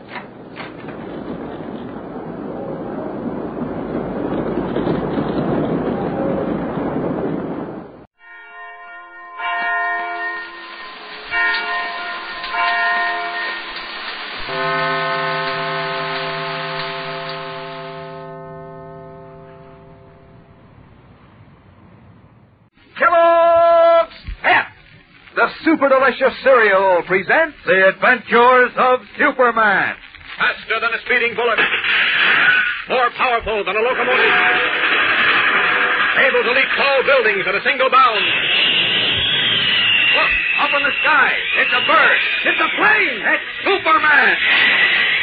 Yes, it's Superman, strange visitor from another planet, who came to Earth with powers and abilities far beyond those of mortal men. Superman, defender of law and order, champion of equal rights, valiant, courageous fighter against the forces of hate and prejudice, who today arranges for Perry White, Lois Lane, and Jim Olsen to learn what it means to be on the wrong end of a practical joke. We'll join them in a moment. But right now, let's listen in on a discussion between Dan McCullough and his young pal, Rusty. So, you had a good time, did you, Rusty? I sure did. That was the best party I've been to in a long time. How come? Well, it was all built around that new second series of comic buttons we're all collecting from packages of Kellogg's Pep. Hey, that's a swell idea. Sure, we played a game where each one of us had to impersonate one of the funny paper characters, and the rest had to guess who it was. I see. Who were you? I was Popeye. I got a can of spinach, see, and I put on my old striped jersey and my brother's old sailing hat, and I stuck my chin out so I'd look tough like Popeye. Yeah. That darn Pee-wee guessed who I was almost before I was ready. Too easy, huh? Well, how did Cousin Doris come out? Well, she was Maggie of bringing up father. They guessed her right away, too. But you know what? No, what? I managed to do a little trading at the party, too. You did? Yeah, Pee-wee traded me his extra olive oil button for my duplicate Superman. Swell. Boy, I was glad to get that one. You bet, Rusty. All the fellows and girls are mighty glad when they get another comic button to add to their collection. And particularly now that there's an exciting new second series to collect. 18 new buttons, each with a picture of one of your favorite comic strip characters. Each one mighty snappy looking when you pin it on your jacket or your dress or cap. Yes, sir, it's a grand hobby, collecting pet comic buttons. And it's easy, too. Sure, you don't send in any money, not even a box stop. And you can't buy them anywhere. You just make sure Mom keeps plenty of Kellogg's Pep on hand and get your prize in every package you open. That's P-E-P, Pep. The Sunshine Cereal, made by Kellogg's of Battle Creek. Now, the adventures of Superman. Discovering that his friends at the Daily Planet were making him the victim of an April Fool's joke, Clark Kent decided to turn the tables on them. To begin with, Editor Perry White received a phone call from Tony Sloan, one of his reporters, who said that he had located a famous judge who had mysteriously disappeared 2 years ago. Certain they were on the trail of a sensational story, White, Lois Lane, and Jimmy Olsen went to an abandoned house to meet Tony, where they found a note telling them to come to Pier 6 on the waterfront. Hurrying to the pier, they were puzzled to find it deserted, when suddenly a man with a gun loomed out of the darkness and ordered them to walk to the end of the pier. As we continue now, White, Lois, and Jimmy have been forced into a small motor launch, which is carrying them swiftly across the inky black harbor. A burly, roughly dressed waterfront character is at the wheel. In the stern, another man with a gun raises his weapon as Perry White steps toward him. Listen. Now, look here, you. My name is Perry White, and I'm the editor of the Daily Planet. The two young people with me are Miss Lane and Jim Olsen, two of my reporters. We came to the pier No, to meet... Dad. They're going to do you no good. We don't care who you are. Who are we? You'll find out, sister. Find out what? Where are you taking us? You'll find that out, too, bud. Now, you listen to me, whatever your name is. I don't know what you're up to, but you can't get away with this. Oh, no. Mr. White told you who we are. Our paper knows that we came to Pier 6 tonight, and as soon as we're missed, they'll notify the police. You bet they will. So what? Well, the police will find us, and it'll be too bad for you. By the time they find you, it'll be too late. Too late? Too late for what? You look like a bright young fella. Figure it out for yourself. Huh? Listen. Don't let him scare you, Jim. He's just bluffing. He wouldn't dare do anything to us. Don't make me laugh, Grandpa. Stop calling me Grandpa. Now listen. Wait a minute, Chief. Come here a minute, will you? You two. Let go of my arm, Lois. I'm going to make this hoodlum tell me what this is all about. Please. I think I know what it's all about. Now, he can't stir us. Sit down. I don't want to sit down. Please. Oh, all right. Now, what do you want? Now, look. Tony Sloan said that he'd found Judge Harris. And the judge had agreed to tell us what had happened to him 2 years ago when he disappeared. Well, what's that got to do with this? I think it's got everything to do with it. The judge disappeared after he sentenced 3 of the leaders of the Scorsese gang to the penitentiary for life. Right? Yes, so what? So their friends must have found out that Tony had contacted us, and they trapped us in order to keep the police from finding out about Judge Harris. Hey, you're right. I'll bet that's the answer. Well, if it is, we're in hot water. The Scorsese gang are bad actors. Oh, boy, they don't come any worse. We've got to do something before they do whatever they're planning to. Well, what can we do? Both those ruffians have guns. Look, how about diving overboard? It's awful dark. We might be able to get away. Oh, we must be 4 or 5 miles from shore, Jim. We'd never make it. No, of course not. They turn on their searchlight and finish us off before we've gone 100 yards. But we can't just sit here and wait. They're probably going to take us out beyond the harbor and then get rid of us. Oh, dear. Oh, wait. Look. Huh? What, Chief? There's a ship just ahead. A freighter. Yes. You see it? Yes. There she is, Ned. Bring her in easy. Oh. It's a gang ship. Now what happens? Something tells me we'll find out very soon. Okay, chums. Up on your feet. This is the end of the line. Oh, what do you mean? Stop playing dumb, sister. Up the ladder. Now, Go on. Just wait a minute. Get going. I'm afraid you'd better, Lois. Now you're making sense, Grandpa. Move, sister. You follow it, kid. Oh, what's up there? You'll find out. Go on, climb. Well, I guess I have. You ain't kidding. You follow him, Grandpa. If you don't stop calling me Grandpa, You slap my wrist, huh? Go on, move.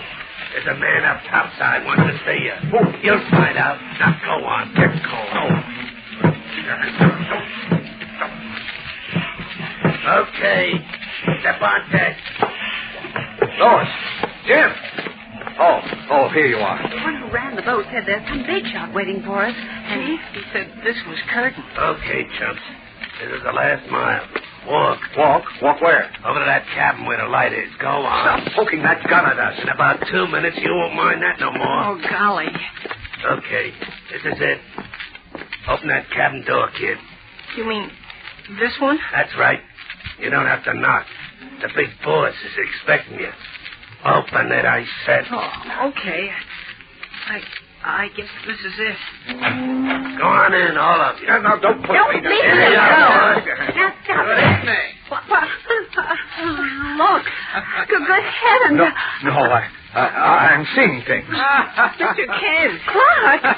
Don't look so startled. Well, gee. I'm not really going to make you walk the plank, much as you deserve it. Well, what does this mean? What are you doing here? Oh, now, wait a minute. An accomplished practical joker like you, Chief, should have caught on long ago. This little act is called turning the tables, or one good April Fool's joke deserves another. What? Clark, you don't mean that... That's exactly what I do mean, Lois. I hope I didn't frighten you too much, but I promised Inspector Henderson I'd teach you that sometimes practical jokes are not funny. I gotta sit down. So do I. Say, if this is all a gag, then Tony Sloan was in on it with you. Of course he was. And so was Jippy, the tramp at the abandoned house, and Steve, and Nick. Say, incidentally, I hired them all at the same theatrical agency that supplied you with Mrs. Walsh, Lois. Oh, Clark. Were we taken in? But good. Yeah, we had it coming to us, all right. Well, I'm glad you're such good sports about it. Good sports, my eyes. Tony Sloan can't do that to us. Oh, They're chasing me around all night. Deserted house, Pier 6, boat rides. I'll fire him. You took me for a buggy ride, Chief. Can't you take one in return? Of course he can. Sport, Mr. White. Well, okay. You're right, Jim. We had it coming. Oh, that boy, Chief. That's a spirit. Kent, I got to hand it to you. You really put us over the jumps. But good. Clark, wait a minute. Did you have anything to do with the Chief's house disappearing tonight? Oh, how could he? Well, strange enough, I did, Jim. What? How did you... With the assistance of Superman. Superman? You mean he was in on this, too? Uh-huh. He thought it was a good idea to teach you that practical jokes are bad medicine. Oh, that's enough for me. I'm cured. So am I. Well, we all had a good laugh. And now we can... Wait a minute. What about the $20,000? What about it? Where is it, Kent? Safe in my apartment. Candy Myers is guarding it until I get home. Ah, that is a relief. He was worried. Kent, I wish I could have been there when Candy found the money in your closet. So do I. Had me going, all right. But you should have seen your faces when Steve made you climb the ladder to the deck. As our friends laugh merrily over what they vow is their last practical joke, a much different scene is taking place several miles away in Kent's apartment, where his friend, Private Detective Candy Myers, has fallen asleep on Kent's couch, with $20,000 on a table nearby. Suddenly, the doorbell rings. Then rings again. Just a minute. That you, Kent? Sonogram, Mr. Kent. Okay. All right, let's have it. Stick him up, buddy, and don't move. Huh? Hey, what is this? What do you think? Stick him up, I said. That's right. Now, just step back nice and easy. Okay, Chuck, come in and close the door. Hey, what is this? A gag? Fully awake now, his hands above his head, Candy Myers steps back into Clark Kent's apartment, closely followed by two masked men, each of them holding a gun. We'll return in a moment for the startling climax of today's episode. But first, here again is your announcer. You know, gang, even if you tried, I'll bet you couldn't think of a more exciting prize than those new second series comic buttons in packages of Kellogg's Pep. Think of it, Superman and Jiggs and the Little King in full, brilliant colors on sturdy metal buttons that look mighty swell, pinned on your jacket or your dress or cap. 18 different buttons in this new second series to collect and trade duplicates with your friends. What a hobby, and what fun to compare notes on how many all the fellows and girls have collected, and to look for a new one whenever Mom opens a new package of Pep. That's the easy way you get these comic buttons, you know. You don't have to send in a single penny, not even a box top. Fact is, you can't buy them anywhere. You just ask Mom to get you a good supply of Kellogg's Pep, and look for your exclusive prize inside every package you open. Get busy on your collection of comic buttons from P.E.P. Pep. The Sunshine Cereal, made by Kellogg, the greatest name in cereals. Now, back to the adventures of Superman.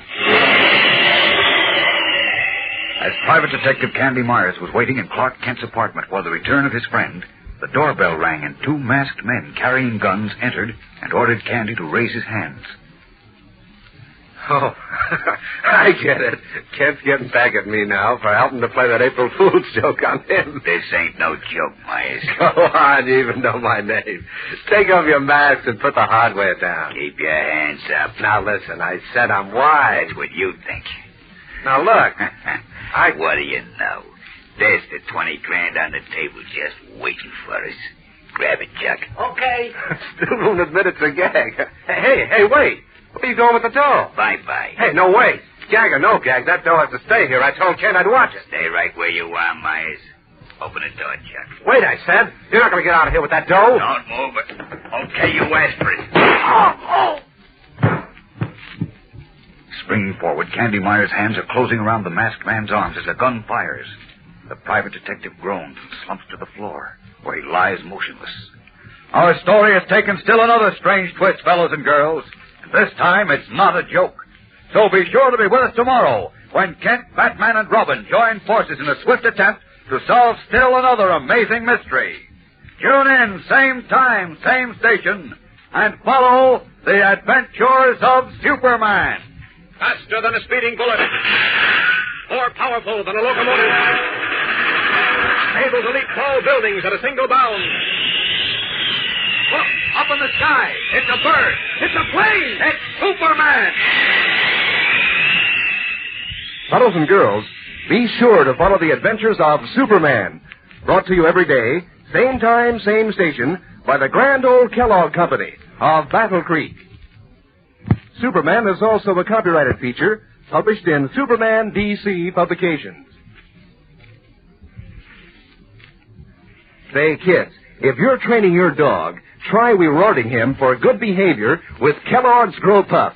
There's a dog food that makes a hit with most dogs right from the word go. Gives them swell, meaty flavor, and gives them 3 different kinds to pick from. Grow Pup Ribbon, Grow Pup Meal, and Grow Pup Pellets. All full of what it takes to help keep a dog right on the beam. to help build strong bones and teeth and muscles.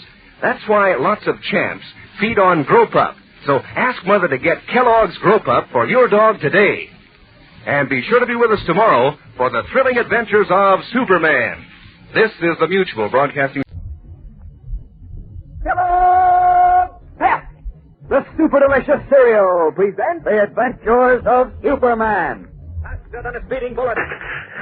More powerful than a locomotive. Able to leap tall buildings at a single bound. Look, up in the sky. It's a bird. It's a plane. It's Superman. Yes, it's Superman, strange visitor from another planet, who came to Earth with powers and abilities far beyond those of mortal men.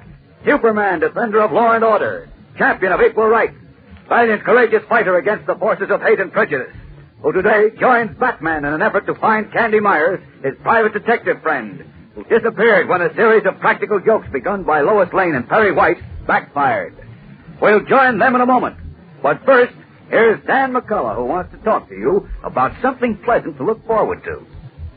You know, gang, a lot of people think it's more fun to anticipate something, to look forward to it, than it is to actually have it. But believe me, that's not true of this new second series of comic buttons you fellows and girls are all collecting from packages of Kellogg's Pep. Of course, it is fun to look forward to Mom opening a new package of Pep and to wondering which comic button you'll find inside, but it's just as exciting when you get that smart-looking button. Maybe it'll be one from this brand new second series that you need for your collection. Might be the Little King or Uncle Willie or Superman himself. Or maybe it'll be a duplicate that you can swap with one of your friends. That's even more fun, too. And you'll get a real kick out of pinning these brilliant colored buttons on your jacket or your dress or cap and wearing them for all the kids to see how many you've collected.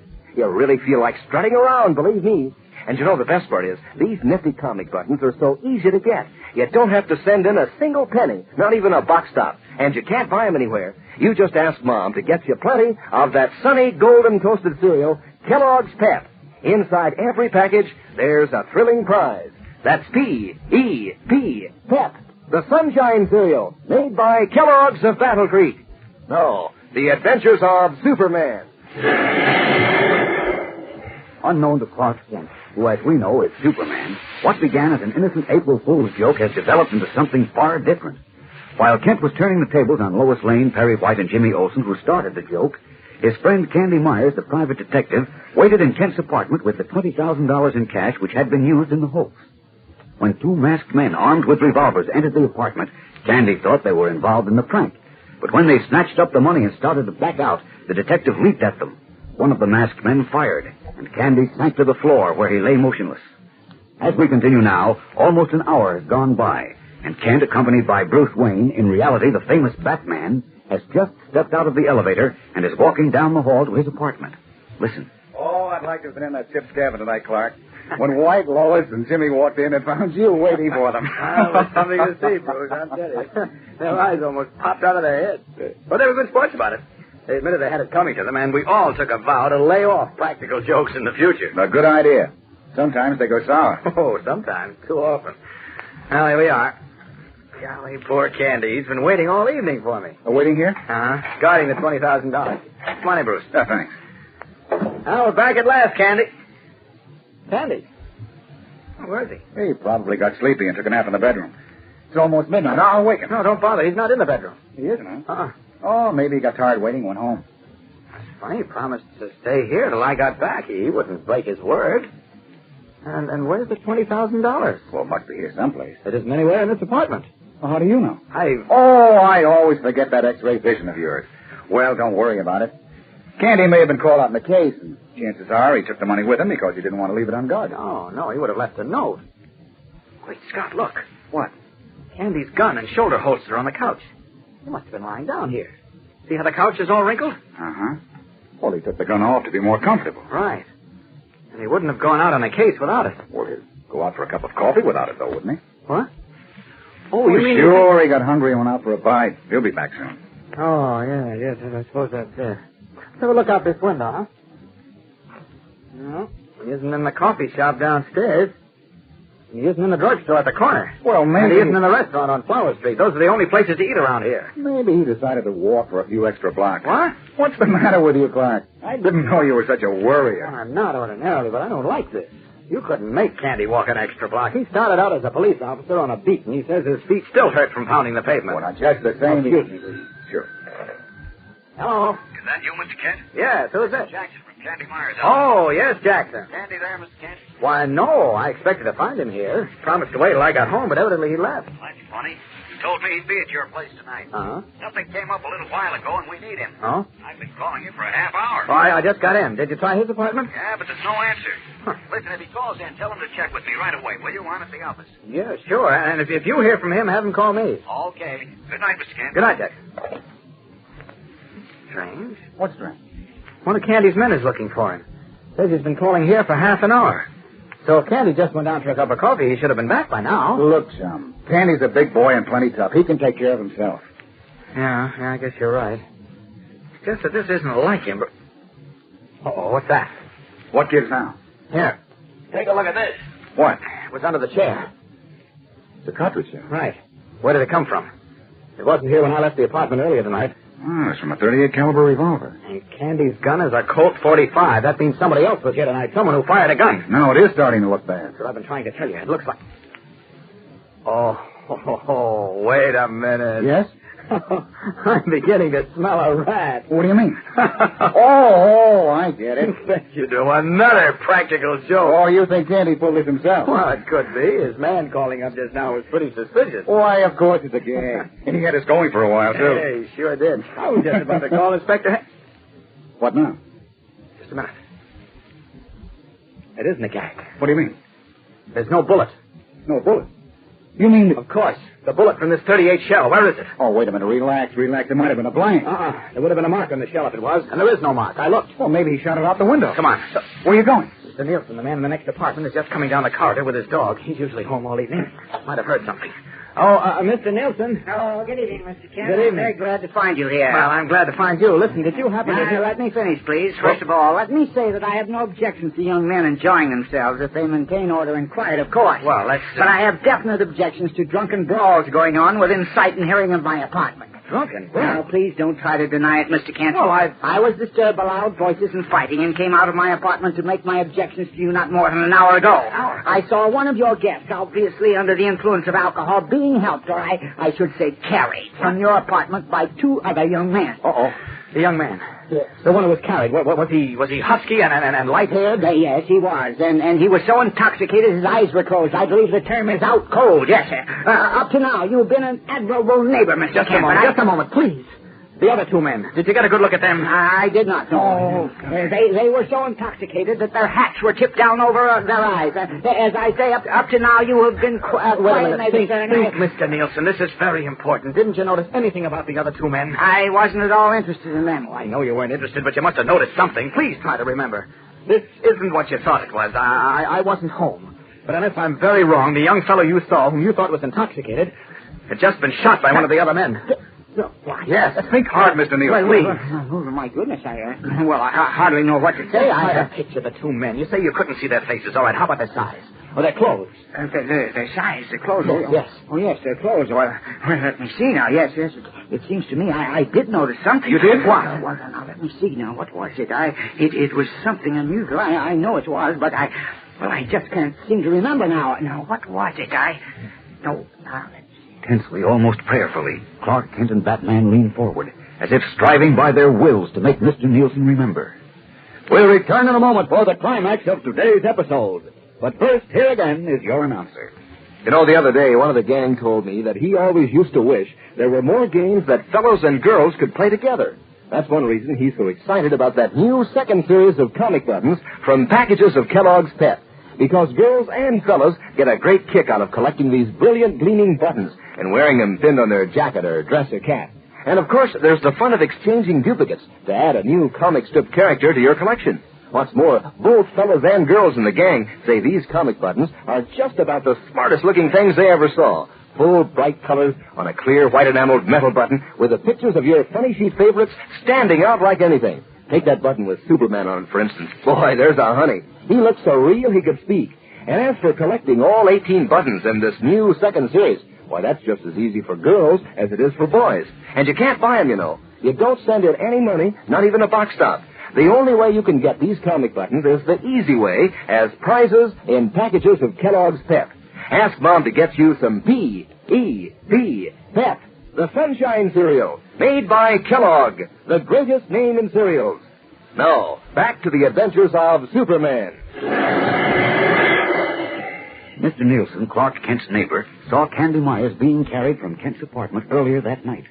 Now, in the corridor outside Kent's door, the man who was really Superman and his friend Batman wait breathlessly as Mr. Nielsen says. I noticed something unusual about one of the two men who was carrying your friend, Mr. Kent. Yes? I can't seem to remember now.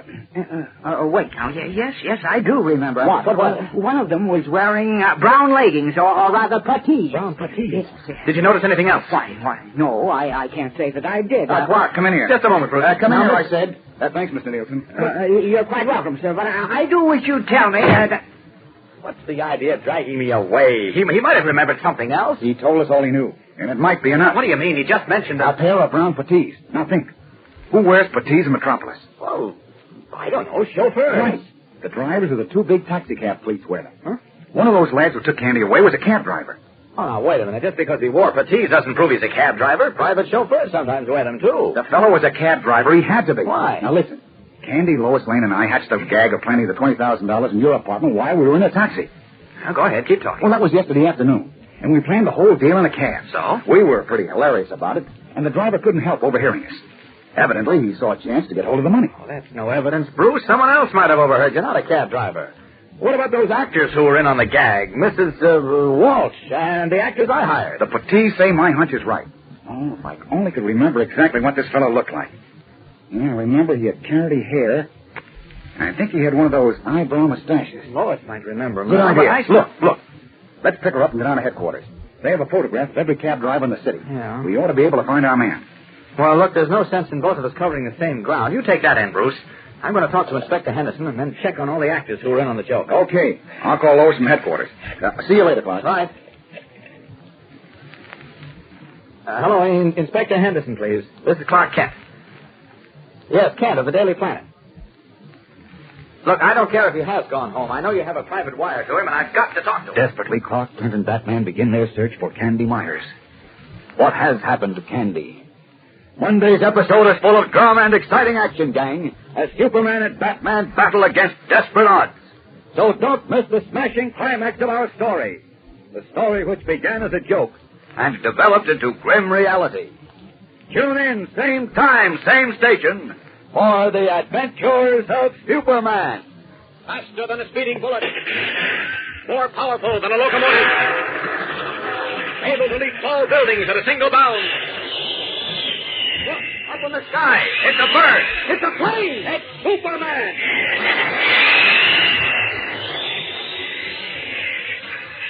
Fellows and girls, be sure to follow the adventures of Superman. Brought to you every day, Monday through Friday, same time, same station, by the grand old Kellogg Company of Battle Creek. And for other thrilling adventures of Superman, see your local newspaper. Superman is also a copyrighted feature, appearing in Superman DC publications.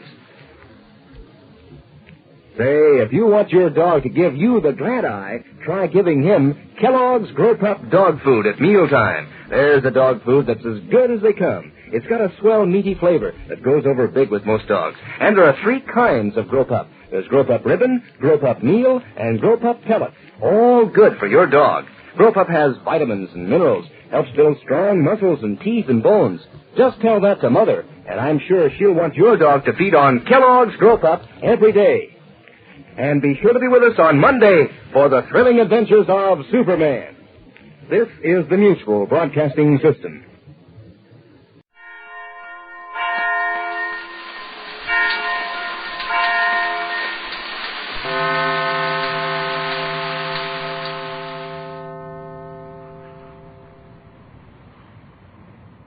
Tired of the everyday grind? Ever dream of a life of romantic adventure? Want to get away from it all? We offer you Escape. Escape, designed to free you from the 4 walls of today for a half hour of high adventure.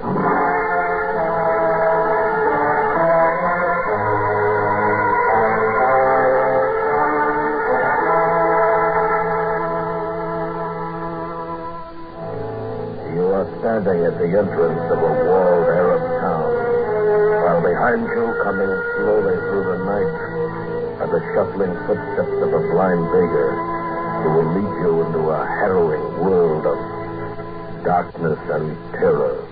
Listen now as Escape brings you Kathleen Height's terrifying story, The Return.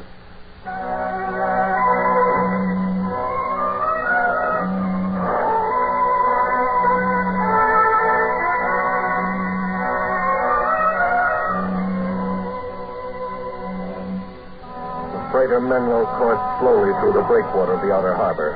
Most of the 12 passengers were on deck, looking north beyond the converging jetties to the modern city of Deserta. The two of us, a man named Tuckett and myself, Deserta was a destination. I didn't know what brought Tuckett here. I didn't really know what brought me here. I only knew that I'd looked for something all over the world without success. I'd looked everywhere except Deserta. Ashore, I checked in at a small hotel, and a short time later, I was part of the early evening crowd on the streets of Deserta.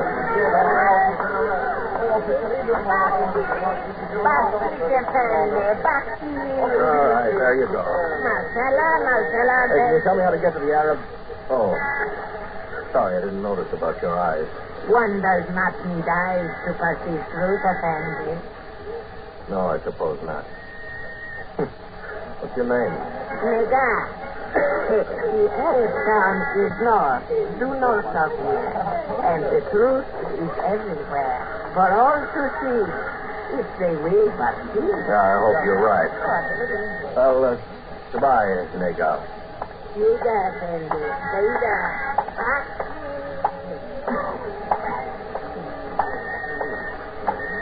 Reeser? It is Mr. Reeser, isn't it? Hello, Tuckett. I lost track of you when we came ashore. Thought I'd find you again at the hotel, but they tell me you're not registered. What are you saying? Hotel North Africa. How about joining you there for dinner, if you don't have any plans? I don't think I have any plans. And if I do, they can catch up with me there, don't you think? Oh, yes? Yes, I guess they can.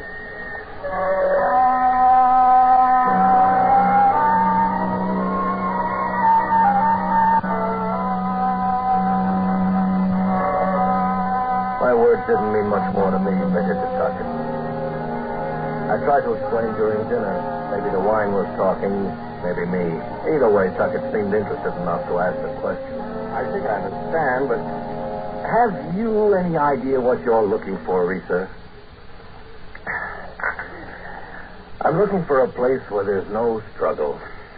No struggle for you, for anyone. I'm 40 years old, Tuckett. For a little over half my lifetime, I've traveled the world, worked my way. Freighters and expeditions, bummed along on foot. Worked to sea in the earth-flown fighter planes and freight lines above it. And I tell you, there's only one thing that's universal, the struggle. I suppose that's right. But it seems to me we're making a lot of progress in some directions. Now, medicine, for example. Oh, medicine's a good example. They licked pneumonia and found cancer waiting for them. They inoculate for smallpox, they find bubonic plague. For every achievement, there's a struggle waiting. I wonder if that's progress, Tuckett. Well, I don't know. I never thought of it this way. You take food, clothing, and shelter, basic needs. Well, in some parts of the world, people don't have them. But even when they do, there are bigger struggles to take their place. Fears, insecurity. Maybe you beat these things one at a time, but you've never got it made. While you're fighting against one struggle, another's being fed and made strong. And it never ends. Not until you die struggling to live. Funny in a way. You've come to Deserta hoping you'll find a place where there's no struggle. And I've come here, well, to get into the struggle, I guess. I'm opening an import-export business. It's small and I'm sure full of struggle, but I'm not cynical about it or disillusioned. Yes. No, I don't feel cynical, Tuckett. I'm just short on hope. I don't see any end in sight. Reeser, what would you change if it were up to you? The struggle. Show me the place where there's no struggle. That's where I want to be. I wonder what it would be like. Yeah. If you find it, let me know, will you? If I can, I will.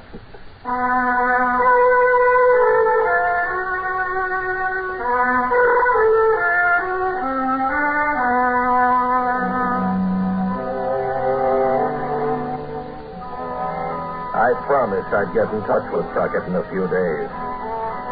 But as I went back to the streets of Deserta, walking through the fine rain that was falling now, I wondered if I'd ever see him again.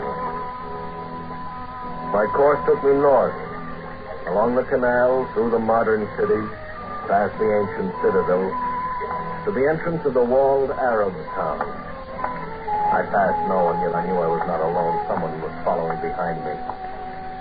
Soon I heard his footsteps at my side. We are almost there, Effendi. Oh, Nega. Walking without your cane to lead you. I am come to lead you, Effendi. Where? To the wall ahead. Your words have been heard, Effendi. You are ready? Ready for what? You have said, show me the place where there is no trouble. I am come to lead you, Effendi. Where? How do you know what I've said? You have asked enough questions of life, Effendi. Come, we go through the wall. Oh, you're out of your mind. Look about you, Effendi. On all sides there are walls. You have come too far to go back. There is no way back. What are you talking about? I can't go back. You have said the word. Show me the place. Through the wall ahead is the perfect place. I will lead you there. This is crazy. You're crazy. You're blind. You can't lead me anywhere. Let go of me. You yourself have said that struggle is you. I said let go of me, stupid. You... Saida, Effendi. Saida. I had swung at Nagel with all the force in me, only to find myself flattened against the wall. Did I slip on the wet pavement or trip? I don't know. But it was no imaginary wall I'd hit. I felt the hard pain of it in the rain beating against my face. And then it was over.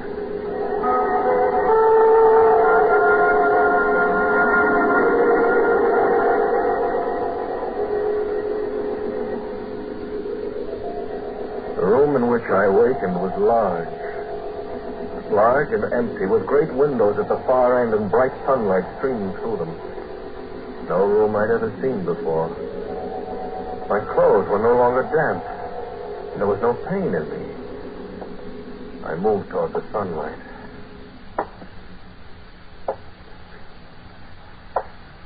You were a long time coming, Lisa. I don't see you. Come out of the shadows toward the light. You will find me.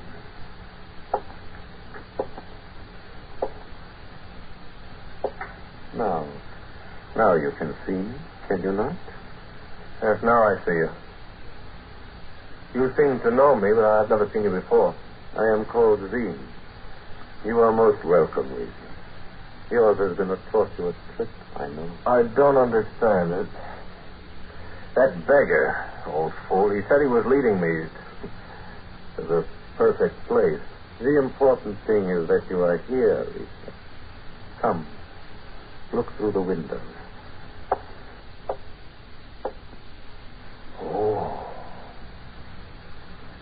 Oh, that's beautiful.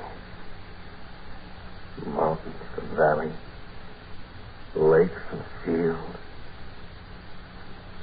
Never seen anything like it. It is perfect.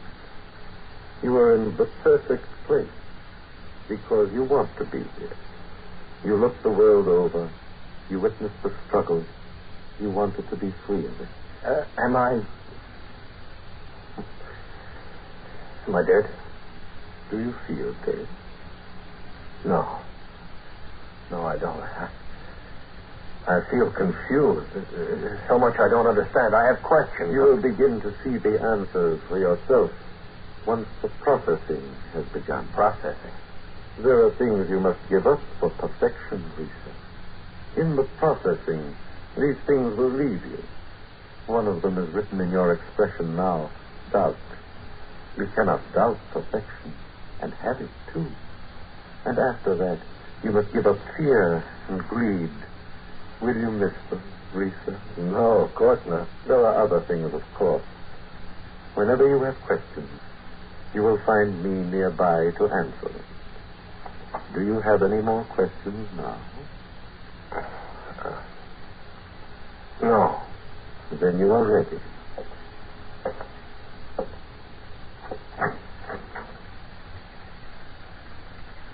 Go on, my son. Go out and live in the perfect place.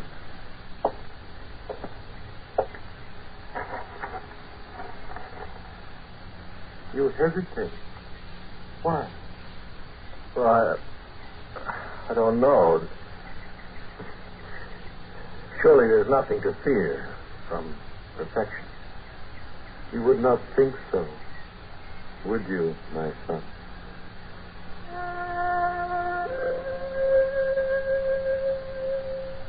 I went out the door and down the path into the perfect place.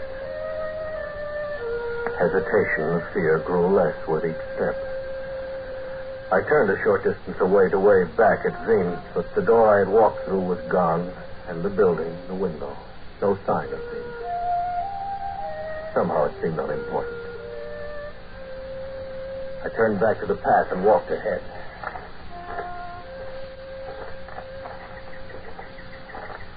Hello, my love. Hello? I am Angela. Hello, Angela. You are Lisa, my love. I knew you would be here when I wanted you most. You were expecting me? You knew I would be here? I wanted you. Take my hand. We will walk together, won't we? I think we will, Angela. Oh, my love. Ours will be a lovely time together. Perfectly lovely.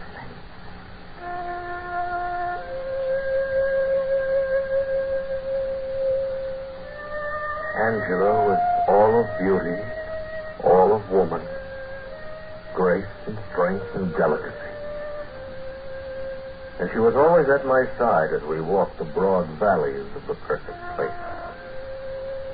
She was my love, and it was a perfect love. This land was all beauty. The people were all smiles. Every need was satisfied.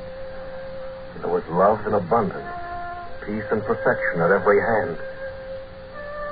And there was no struggle.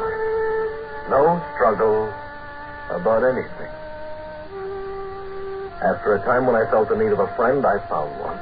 My friend was Lar, Angela's brother. He loved the sea. He had a fine schooner for fishing. Angela tells me you enjoy fishing, Reefer. Huh? Name your fish, and I promise you boatloads of it. Sounds wonderful. I have no preference. Law, any fighting game fish is fine sport. The day is perfect. The wind is perfect. Everything we need is aboard. It's all very easy, isn't it? It is as it should be. For fishing we need wind and sail and sea and fish. So we have them. Hard to believe. I dare to seize and believe. Well, the wind is failing. Wow. And this must be the spot. The best waters. The best? We would not have stopped here if they were not the best. Nice arrangement. Well, where's the gear? The lines are out. They're just right. Go. See for yourself. It's a strike, Lars. A strike here on the starboard line. Pull him in, Lisa. He's all yours. Oh, it's Albacore, a giant. Well, he stopped fighting. There's no fighting. Pull him in, Lisa. He's a perfect Albacore. Perfect. Never saw a fish get in so quickly. Practically jumped onto the deck.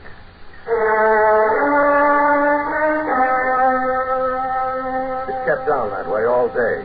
Every fish that found our line fairly flopped into the schooner of its own volition.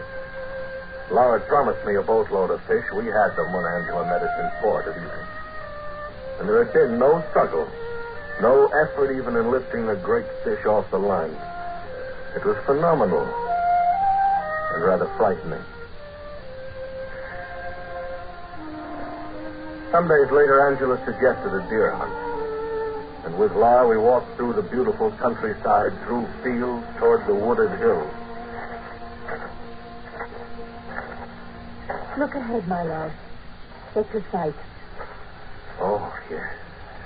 The first shot is yours, Lucy. All right. You see, love? Directly ahead. Perfect deer. Yes, I see. Perfect deer. 30 or 40 of them. Lined up like targets. Couldn't miss one if I tried. Fire, Rita. I can't. You want a deer. Oh, there they are, No, darling. Angela, listen to me. Don't you see? We haven't hunted for deer. Part of the thrill of hunting is the hunt itself. And then the finding of your game, matching your wits against his. And then if you win, you've won something. Do you understand? But you said you wanted deer. And when we fished, you said you wanted fish. Now, look. If I said I wanted to hunt bear instead of deer, then all the bear I could shoot would be in the sights of my gun. And if I said quail or dust the sky overhead had become black with them, is that true? Yes, my love. That is all true. Yes, perfect. Like all things. No, but that isn't perfect. Can't I make you see? Oh. Look, Angela, just you and Laura. Go on, would you? I want to be alone a while. Of course, darling. That is perfectly all right with me. Perfectly.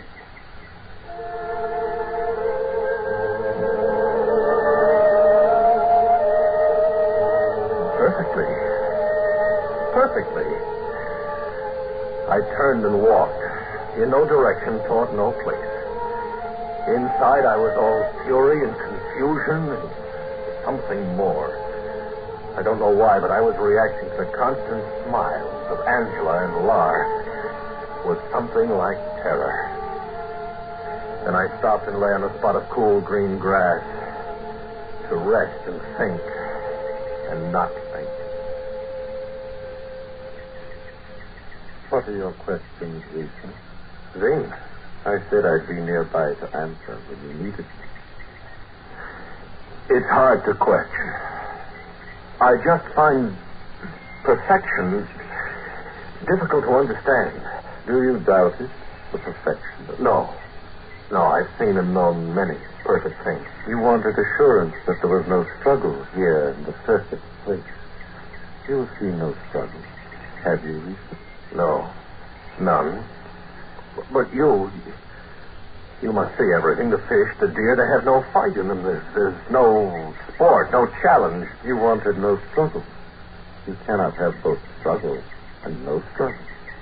You once berated existence as a thing men struggled through and died struggling to live. I know. Your processing will go on, Lisa. Step by step, it will go on. There will be no struggle. And you will realize that you cannot improve on perfection.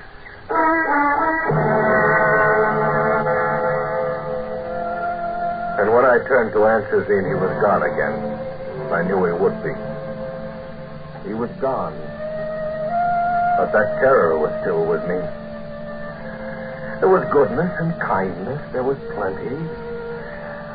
Why did I fear it? What was its terror?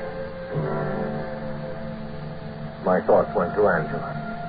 And soon we were together again, as if nothing other than perfection had passed between us. She took me into a village I hadn't seen before. The life there was simple, but perfect. Is it not beautiful here, my love? Is not everything and everyone beautiful? Angela, what do all the people of this village do? Do? How do they live? Do they work? Are there jobs to do? Everyone does what he wants. No. Who tills the fields and plants them? Who builds the homes? So many questions always, my love. And questions about the simplest of things. The field. One goes there when one wants something. And one finds it. The homes. They're just here. What is to build a home? Nothing to be achieved because all things have been achieved. There's no work because all the work has been done. That sounds very well. Does it please you? Yes, I guess it does. Look. The men at the canvases across the way, they're painting. Is that doing something? Well, let's have a look. Oh, lovely painting. Perfectly lovely, are they? This one is quite a good landscape. And this one here. Do look at this, Rita. You see? Perfectly lovely. Oh, but they're just the same. They're identical. Every flower, the tree, the hill, just the same in color and size. Angela. What is it, darling? 3 men painting pictures, and they're each exactly like the others? Well, there is just one perfect landscape of this sort. How could it be otherwise? There is only one way to be, to do, to paint. And that is perfect. And there's just one perfect book because there's just one perfect way to set words down? Of course, my love. The perfect way. Oh, no. I wish Laura were here. Tell me, this perfection, is it conformity? Angela, you wished me here. Laura, he's full of questions. Oh, just one question, Laura. Is perfection conformity? Must everyone think and do and act and write and paint in just one way? There is just one perfect way. Well, Zine didn't say I'd have to give up the things that make me me. That I couldn't work toward goals of achievement.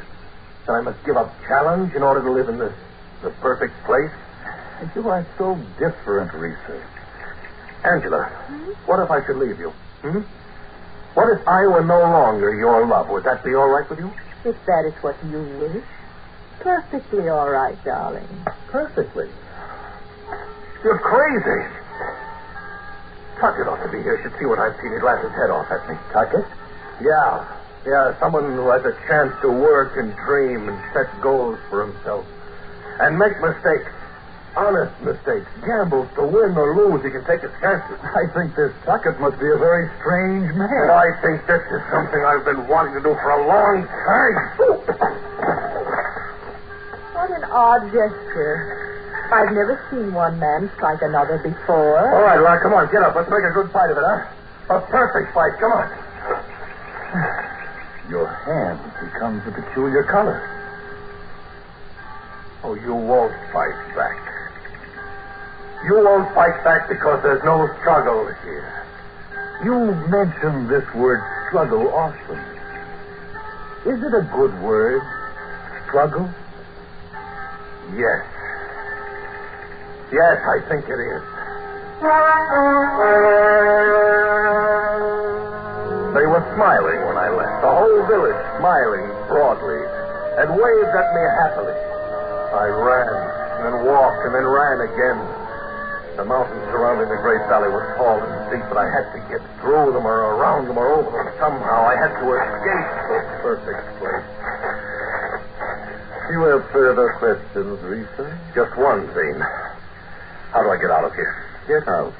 You want to leave the perfect place? Yeah, and I'm leaving, and you can't stop me. I would not try to stop you. If you really want to go, here, let me show you the way. This is no trap? Well, there is one thing. Yes. If you go, you can never return. That's fine with me. In fact, that's perfect.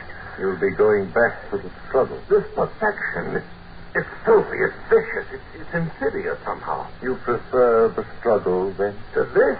Yes. The struggle is wrong. It shouldn't have to be. But we'll work on it. Every succeeding generation, at least there's work to be done. And the incentive is there to do it. Oh, brother, wait till I tell people about this perfect place. Yes, Lisa. Tell them you found the perfect place. Tell them about the beauty, the perfection, about Angela and Lars and me. Tell them you were here. You saw it. That there's no struggle. Tell them you saw all this and ran. Will anyone believe?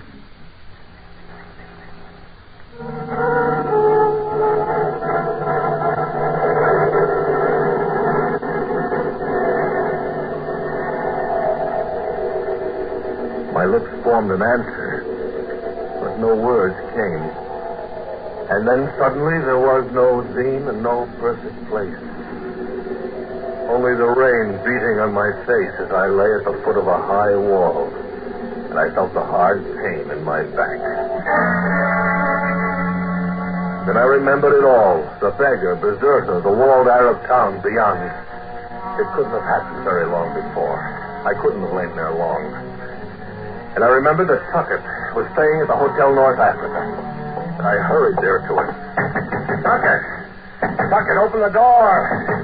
Tuckett! Good heavens, what's all the racket about? I'm sorry. I was anxious to find you again. I got in a fight in the native quarter. It was a mistake. I've been lying wet and cold in some back alley for an hour or so, and it's Reeser, isn't it? What? Reeser? Well, of course. Look, don't you remember a dinner earlier this evening? Reeser, of course, and I remember the dinner. I haven't seen you since, but after all, I should remember. It was only a year ago.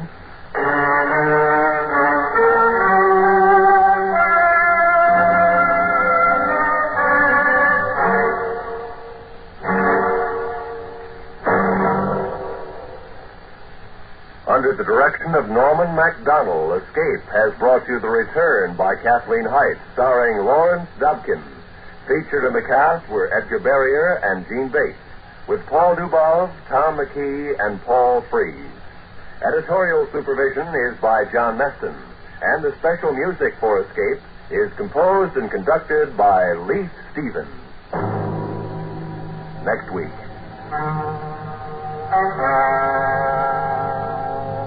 You are hiding, crouched waist deep in the murky waters of the Louisiana bayou. While closing in on you, coming toward you through the night, is a lusting mob, screaming for your life. So listen next week when Escape brings you Jonathan Blaine's strange tale of adventure, The Loop-Garon.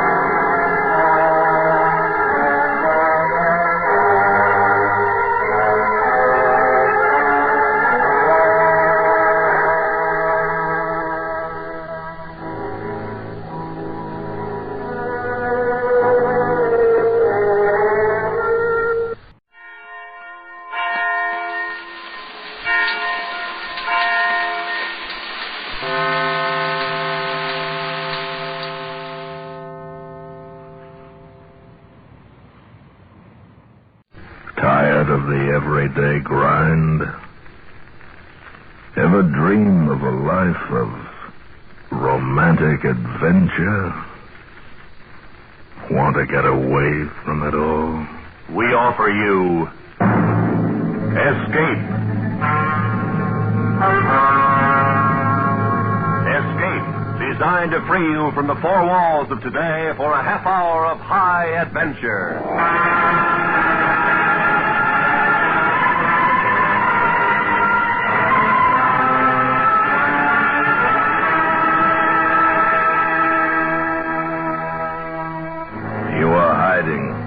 Crouched waist deep in the murky waters of the Louisiana bayou, while closing in on you, coming towards you through the night, is a lusting mob, screaming for your life.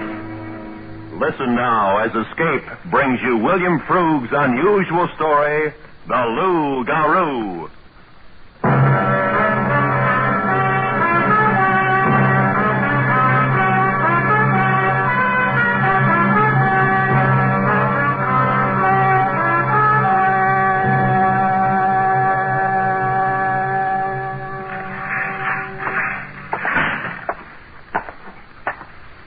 Morning, Gus.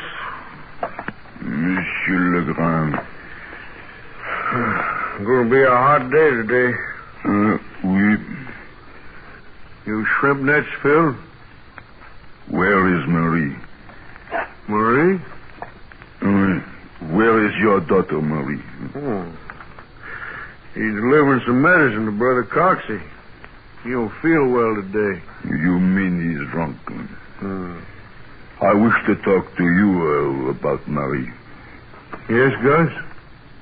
You have heard the village talk? No. I am worried for her. Worried? Why? Oh, she's been seen again on the levees with the stranger. Oh? I didn't know. There is bad talk about the stranger. What do they say? Oh, it is bad talk, Monsieur Legrand. Tell me, Gus. Tell me. They say the stranger has killed Pierre's baby. Pierre? Mm-hmm. Gus. I know the bayous, monsieur. Strange things happen. But this thing is... No, I don't believe it. It is not what you believe, but what the others believe. That is true. I have come to warn you. About my Marie? She is young and pretty and headstrong. I would not like to see her harmed. Now I have warned you, Monsieur Legrand. We cannot protect this stranger. But, Marie... Oui, Gus, I will tell Marie.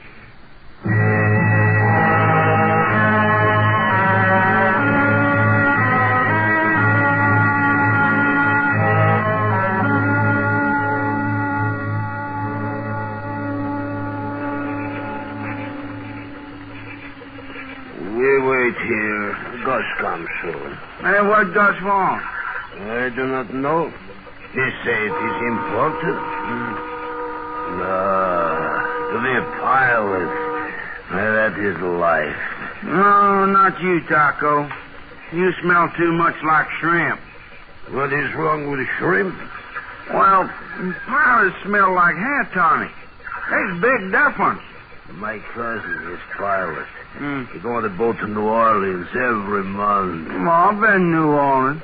Pilots, smart fellows, Willie. They make big money. Yeah.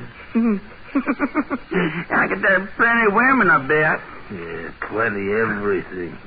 To be a pilot. That is a lot. Yeah. Oh, here come Gus. Bonjour. Hello, Gus. Hi, Gus. Where's the wine? Mosquitoes. Here I have some wine.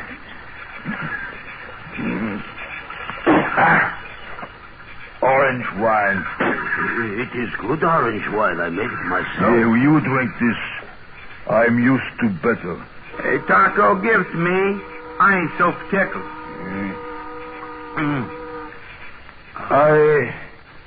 I just come from Pierre's house. How is little Trapper? Oh, angry. Very angry. Well, what's the matter? Ain't he getting enough of his muskrat? His baby is dead. Dead? Oui. Well, he got 11 more. Oh, I'm sorry for Pierre. He was swamp fever. Oh, do not be so sure. What do you mean, Gus? There are other ways for babies to die. What you getting at? Taco. Yes, Gus. You have seen the stranger? Tall one, quiet one. Oui. Hey, I've seen him.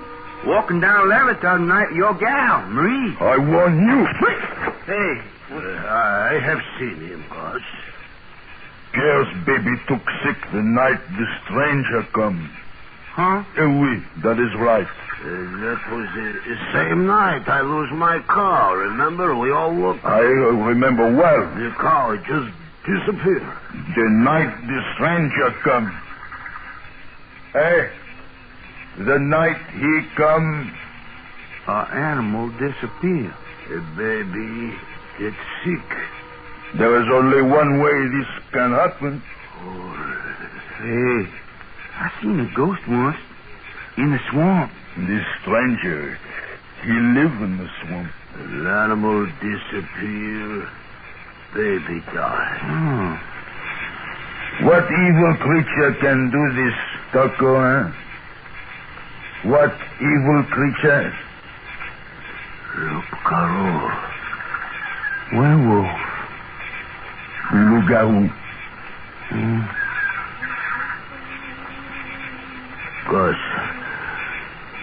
what will we do? We are in danger. Well, we do one thing. We'll fix him before he fix us.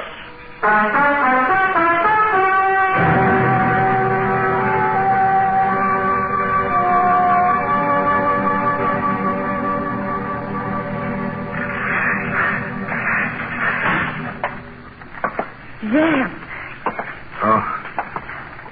Hello, Marie. you come to see me, no? Come to buy me some salt. Oh, we have salt. Marie, we have a customer. Oh, you're here. Oui, Papa. It's Deb. Mm-hmm. Come to buy me some salt. Papa, Zeb from Mississippi.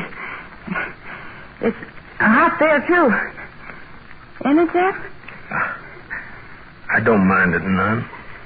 You, like the bayous, Mr. Zeb? I reckon. Bayous got strange ways. Zeb's going to be a big farmer someday, Papa. He's learning to grow things in the swamps. In the swamps?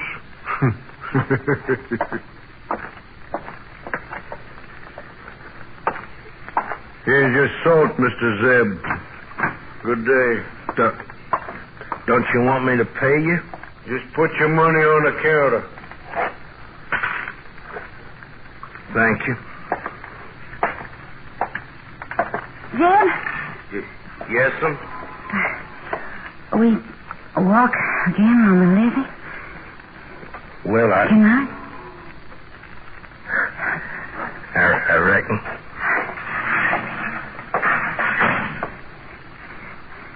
Marie, Yes, Papa.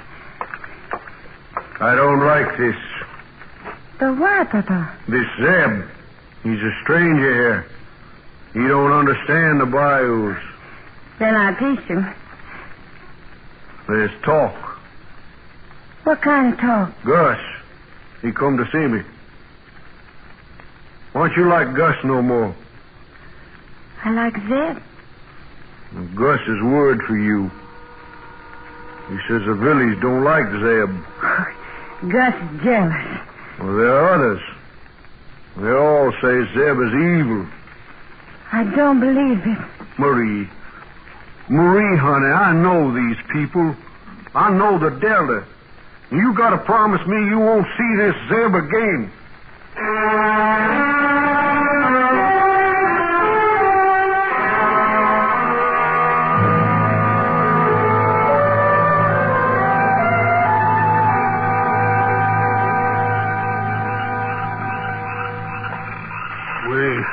My baby's dead. I am sorry, Pierre. And you saw him near your cabin the night the child took sick. Did you not, Pierre? I saw him with the girl, Marie, with the daughter of the storekeeper, I'm sure. He was with Marie. See, I thought that she was... Never mind that. You saw the stranger, Pierre, huh? Oui. But there. What have I told you? Gus is right. Maybe we ought to ask Marie. No, she is a child. She does not know about these things. Yeah, but seeing how you and her... You shut up. Marie is nothing to me. It is the stranger we must think of. Gus is right. Stranger? He killed my baby. Oh, we waste no more time talking. Come. We get the others.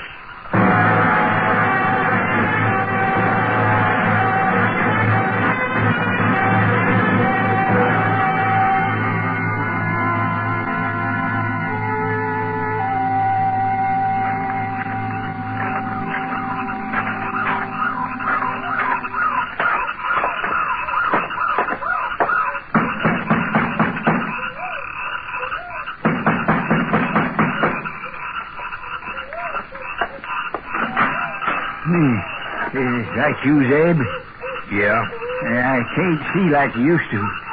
Getting dark out. Yeah. It's me, Brother Coxey. Now, ain't you going to ask me in? Yeah, come on in. Nice, cozy place you got here. Thank you. Got any liquor? Reckon not. Lucky I brought some. Want a pull? No, thank you. Excuse me, then.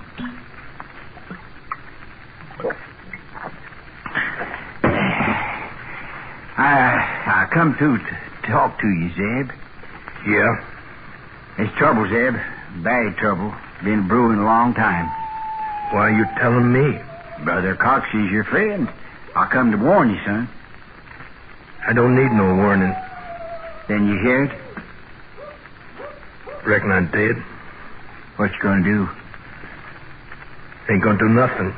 Yep. This ain't no ordinary trouble. Crops is bad. There ain't been no rain. The people are stirred up. This is my land.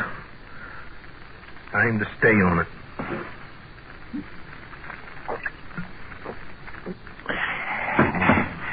He that is surety for a stranger shall smart for it. That's from the Bible, Old Testament, Proverbs. I don't care what the Bible says. This is my cabin. Zeb, they don't want your cabin. Then what do they want? Son, you listen to Brother Coxey. I come here 47 years ago. I come to do good and preach the word of the Lord.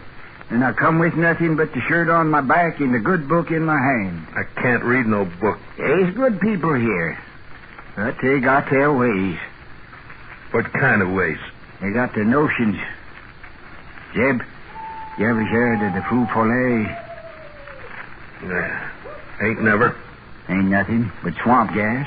Little pockets of gas that explode in the swamps. Folks down here figure that there's evil spirits. When they see them, they just naturally got to start running. I've seen them. And it's the same way with the spirits. Ghosts. Zombies. I never seen them. Folks in the bayous have. What's that got to do with me? You ever hear tell of a Loop-Garon? No. Spirit that can change himself into an animal. What kind of animal? Any kind, feels like. Horse, dog, cow, anything. Is there such a thing? Folks here say there is. Loop-Garon kills people. Well, if I don't ever see one. Maybe you will, maybe you won't. You got to believe in him first. I don't know. Suppose you was one of them. What? Me? Just suppose. I don't know. That's why you got to leave this place. You talk crazy, Brother Coxey. You drunk? Maybe. You better get. Zeb, folks is saying that you're a Loop-Garon. Brother Coxey, you better get. Zeb, listen to me. I ain't much for books. I'm just a farmer.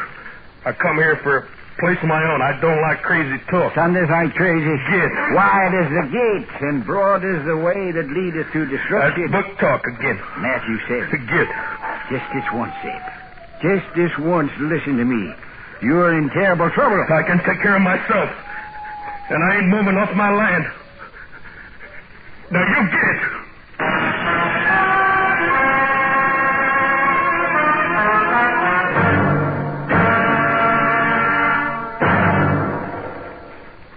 We will return to Escape and tonight's story, The Loop-Garon, in just a moment. Tomorrow night, don't miss William Holden as a hero beneath the seas in Lux Radio Theater's stirring adaptation of the screenplay Submarine Command. And now, back to Escape.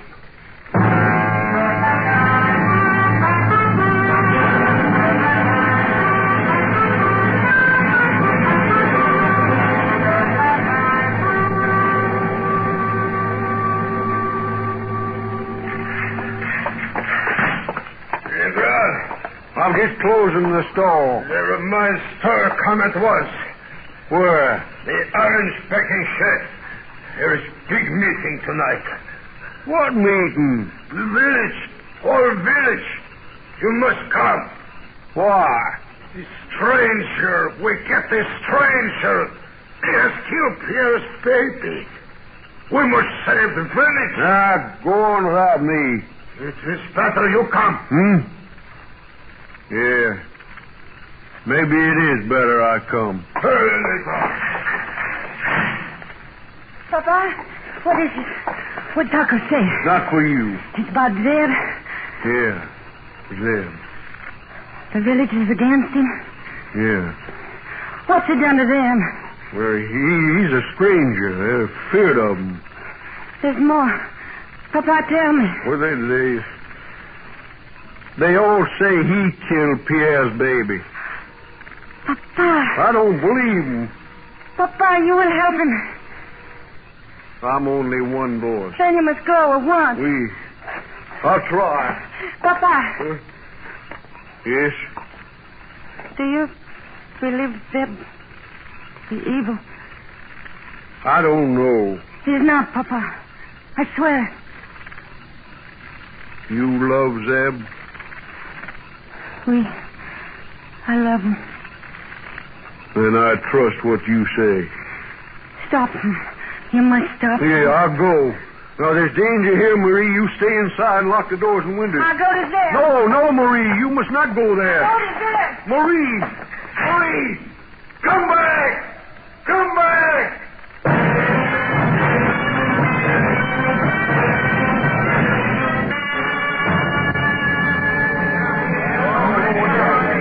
Why we waste time with this stuff? Let every last day. There must be justice. In the Loop-Garon, that's justice. Oh, wait, no, stop. Stop. We hear all the evidence. Is there any other who wishes to speak? I wish to speak, Monsieur God. Monsieur Legrand. Speak. I have lived in the bayous many years. This is my home. And I've seen things I can't explain. Strange little lights in the swamps, the animals who disappear without trace, the men who suddenly die without reason. These things I can't explain. And I've seen the stranger who calls himself Zeb. And I say to myself, is this man evil? Or do I fear this man because he's a stranger? And the answer is yes. The answer is yes. I fear this man because I don't know him. And that's the only reason. Enough. No. We have heard, Monsieur Legrand. There will be swamp justice. We do not kill. We tie the Loop-Garon to the stake and let the mosquitoes and the tapanos be the executioners. Justice for the Loop-Garon!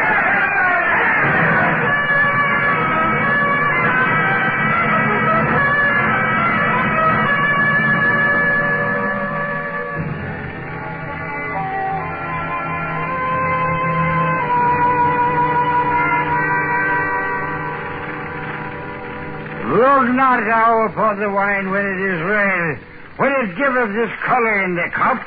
At the last it biteth like a serpent and stingeth like an adder. Proverb 23. You're drunk, Brother Coxey. Drunker than alligator in oyster bed. You better leave. Drunker than drumfish in a shrimp net. You better go home. Ain't you ever going to get some sense, boy? Home is where the bottle is. The bottle's empty. Sure it is. 47 years in the bayous and the bottle is always empty. You try, son. You try your almightiest and they just don't listen. You try and you pray that the wrath of God will show them and they just don't listen. Well, they're here. Your company's here, then. They can come. And open that door, boy, and you sign your death warrant. I can take care of myself. Dad! What are you doing here? Dad, We'll go once. I'm staying. Zeb, they're coming to kill you. I got a gun. The whole village, Zeb. In the multitude of counselors, there is safety. You shut up. Zeb, Gus is bringing the village to kill you. They say you're a Loop-Garon. I don't know no Loop-Garon. It's not true, Zeb. I know it's not true. Maybe it is. You better get. I'll not leave without you. Maybe I'm what they say I am. I don't know. You're not, Zeb. It's Gus. He's made him this way. He's made him angry. You better get. I may hurt you like I hurt the others. Brother, help me. Love is as strong as death. Jealousy is Zeb, I beg the you. grave. I plead with you. Leave before you kill. Leave for my sake. What? For your sake? For me, Zeb. For Marie. Zeb. Zeb. Drink no longer water, but use a little wine for thy stomach's sake. Timothy 3. If... all right. All right, I'll go. Treachery. Into the swamp. They'll not see us in the darkness. If the blind lead the blind, both fall into the ditch. Matthew 14. I'm covered with. This way. I'll lead the way. I'm covered with you. We'll wait for Brother Cox. We can't wait, Zeb. Brother Cox. Where it now goes, I will go. But I think I'll nap a little bit. Zeb, we can't wait. All right. Follow me. Zeb, I'm with you, Zeb. Oh, it's no use. Zeb, please. Maybe they're right. I'm not right, Zeb. Hurry. We're gaining. Maybe I'll give up, huh? I can't find it. You can't, Zeb. Hurry.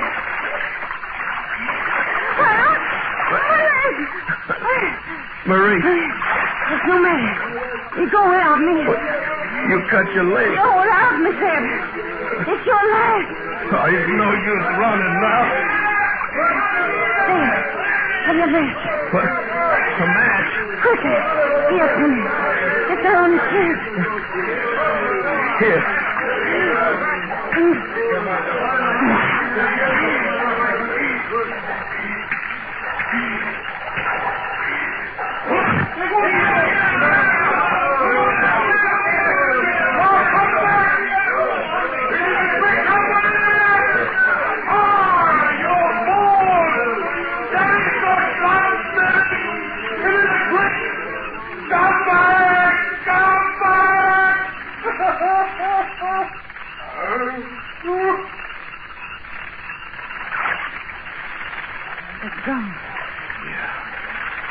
I can see you, both of you.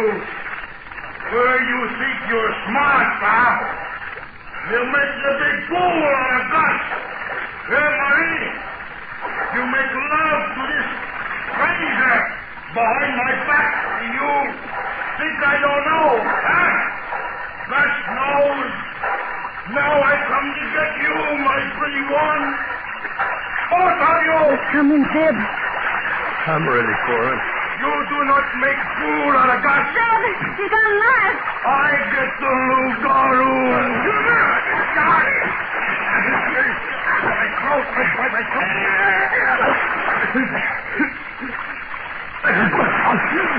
No, I ain't no Loop-Garon.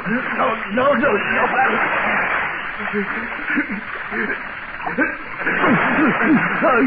ain't no Loop-Garon. No. I ain't no Loop-Garon. No.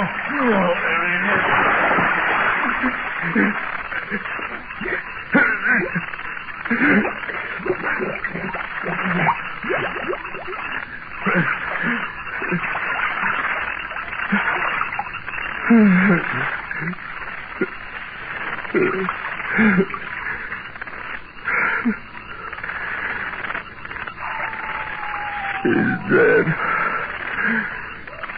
I killed him.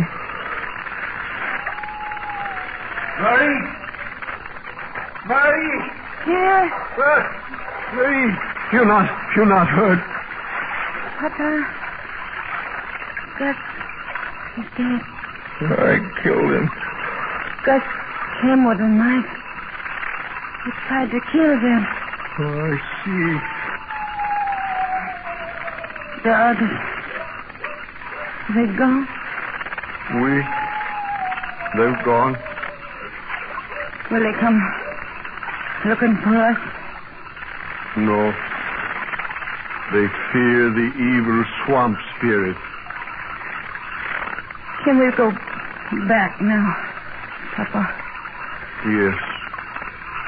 Gus was the evil spirit. And the Loop-Garon is dead.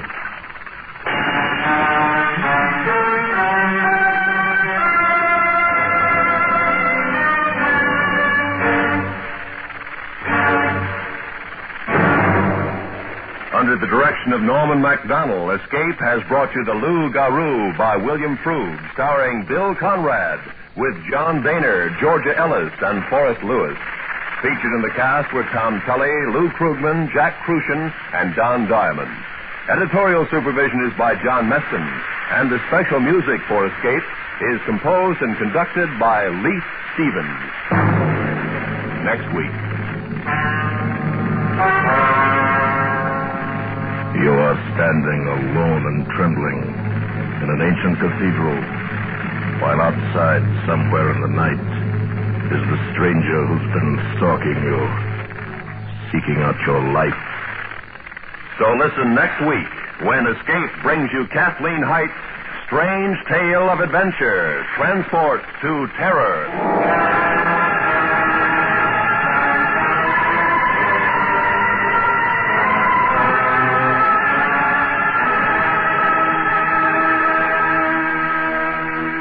Agnes Moorehead, the First Lady of Suspense, makes her 19th starring appearance tomorrow night on CBS Radio Suspense.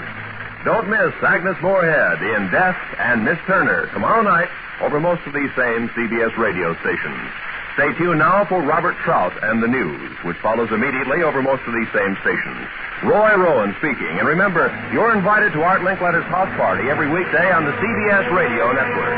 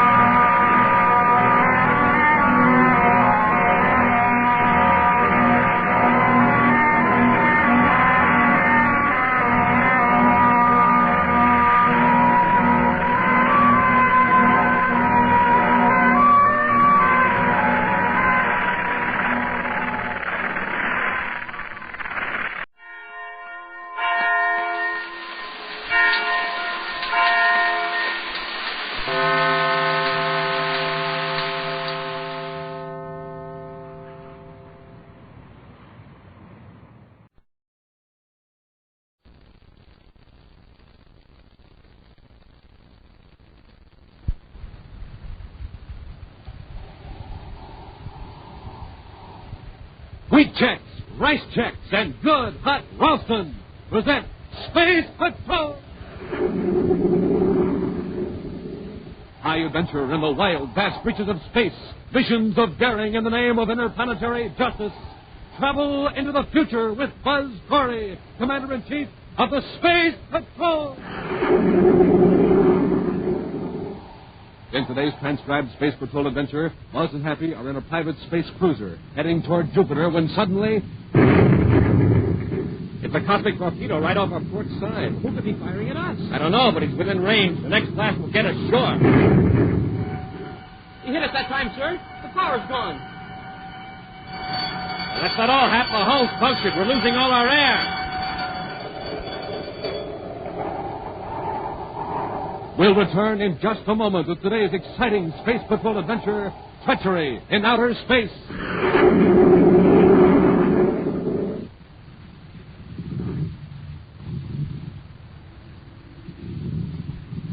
Say, what kind of a jet jalopy are we riding in anyhow, Captain Two-Bells? We'll never get to Terror City at this speed. I know what's the matter. This surface car's just got ordinary fuel in it. Well, we'll drive into this filling station here and fill her up with super fuel. Let's try her now.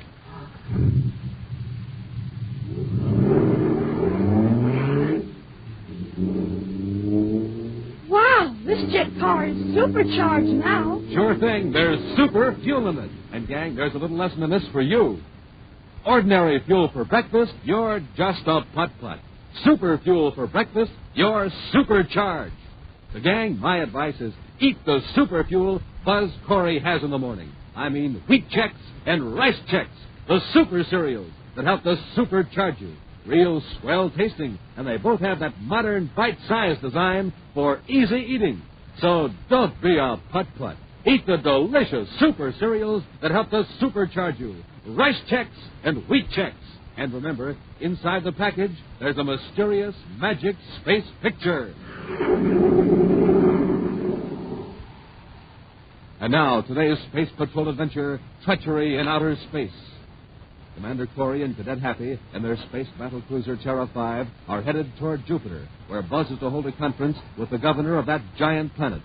But they've just received a message concerning a wanted bandit ship reported in the area, and Buzz has changed vector to head toward Jupiter's third moon.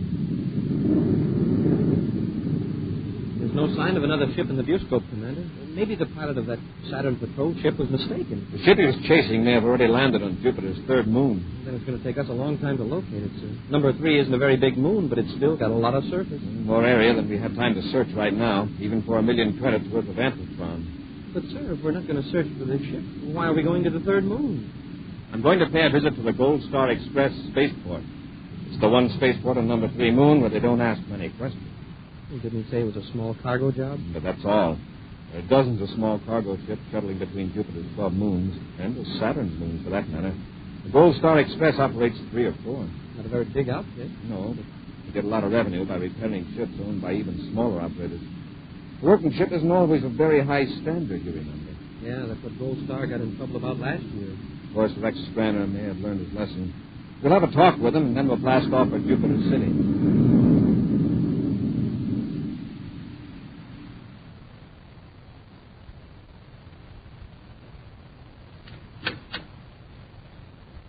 Loring? The amplitron's all unloaded. Oh, Mr. Stranner, I've been calling all over the spaceport trying to find you. Yeah. Yard foreman told me. What's the trouble? Slate Rackman is out to get you. I'm not surprised after that neat double-cross my boys just pulled on him. We're in the big time now, Loring. We're as big as Rackman himself. Well, we will be after we dispose of that amplitron. Yeah, but what about Rackman? I outsmarted him once, I can do it again. Another deal. We let him plan the whole robbery, how to get the crates of amplitron out of the Saturn warehouse, then we step in a day early and do it ourselves. So we don't have to split them. Now stop worrying and see that my ship's ready. I'm going to blast off at Venus in an hour. You can't blast off. What do you mean I can't blast off? Got to make arrangements to dispose of the amplitron. It's just what Rackman's waiting for. He's going to blow your ship to bits. Sure of this, Loring? Ask Broder. He overheard a couple of Rackman's men talking about it in that Saturn City hangout of theirs. Well, he's not going to bluff Rex Scanner. I'm blasting off of Venus on schedule. But, Mr. Scranner, you know that cruiser of his. He's got weapons on it that could fight off a space patrol squadron. You wouldn't stand a chance. Commander Corey aboard Terra 5 calling Gold Star Express, Jupiter Moon number 3. Commander Corey? Commander Corey calling Gold Star Express Spaceport. I'll talk to him. Gold Star Spaceport to Commander Corey. Rex Scanner here. Mr. Stranner, I'm 5 minutes out of Moon number 3. I want to land at your port and talk to you. Why, certainly, Commander. What about? I'll explain when I get there. I need your cooperation. Of course. I'll have the space lock cleared for you. Fine. Hurry out. Why do you suppose he's coming here? He must suspect something about the amplitron. If it was a regular Saturn to Jupiter patrol ship, I'd say you were right. But Corey wouldn't be here so soon after the robbery. Suppose he starts looking around. You won't find anything. We'll hide the amplitron cases underground. We'll spray the rocket exhaust of the ship that brought it in with liquid air. It'll be as cold as if the ship hadn't been spaceborne for 2 days. Get the crew on that right away. Yes, Mr. Scanner. Say, why can't we get Corey to go after Rackman? After all, Rackman threatened your life. Corey would want to know why. Wouldn't be smart to tell him. Yeah, but maybe we could work it. Something like this. Tell Corey that you want to make up for that jam you were in last year and tip him off about some crime Rackman did. We'd get Rackman out of the way. But he might suspect who informed on him. I'd still have Rackman's gang to contend with. There must be somebody you could use him. Wait a minute, I've got it. Instead of getting Corey to go after Rackman, we get Rackman to go after Corey. Now listen, when Corey lands, I'll bring him in here. You have one?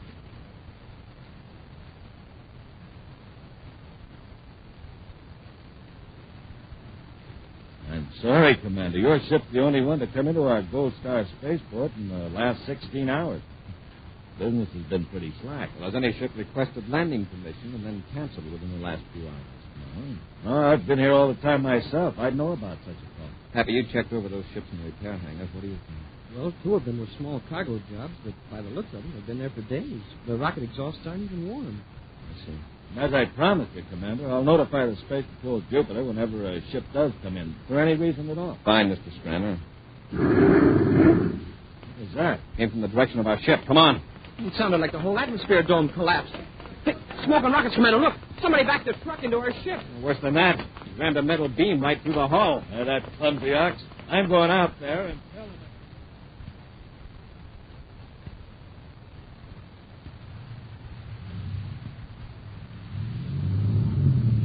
You tell your driver to pull the truck straight ahead now. I think the Endurium beam will pull out without causing any more damage. You heard the commander, Mr. Loring. Tell that driver to move that truck. Yes, Mr. Strander. All right, Davis, move it. Forward this time.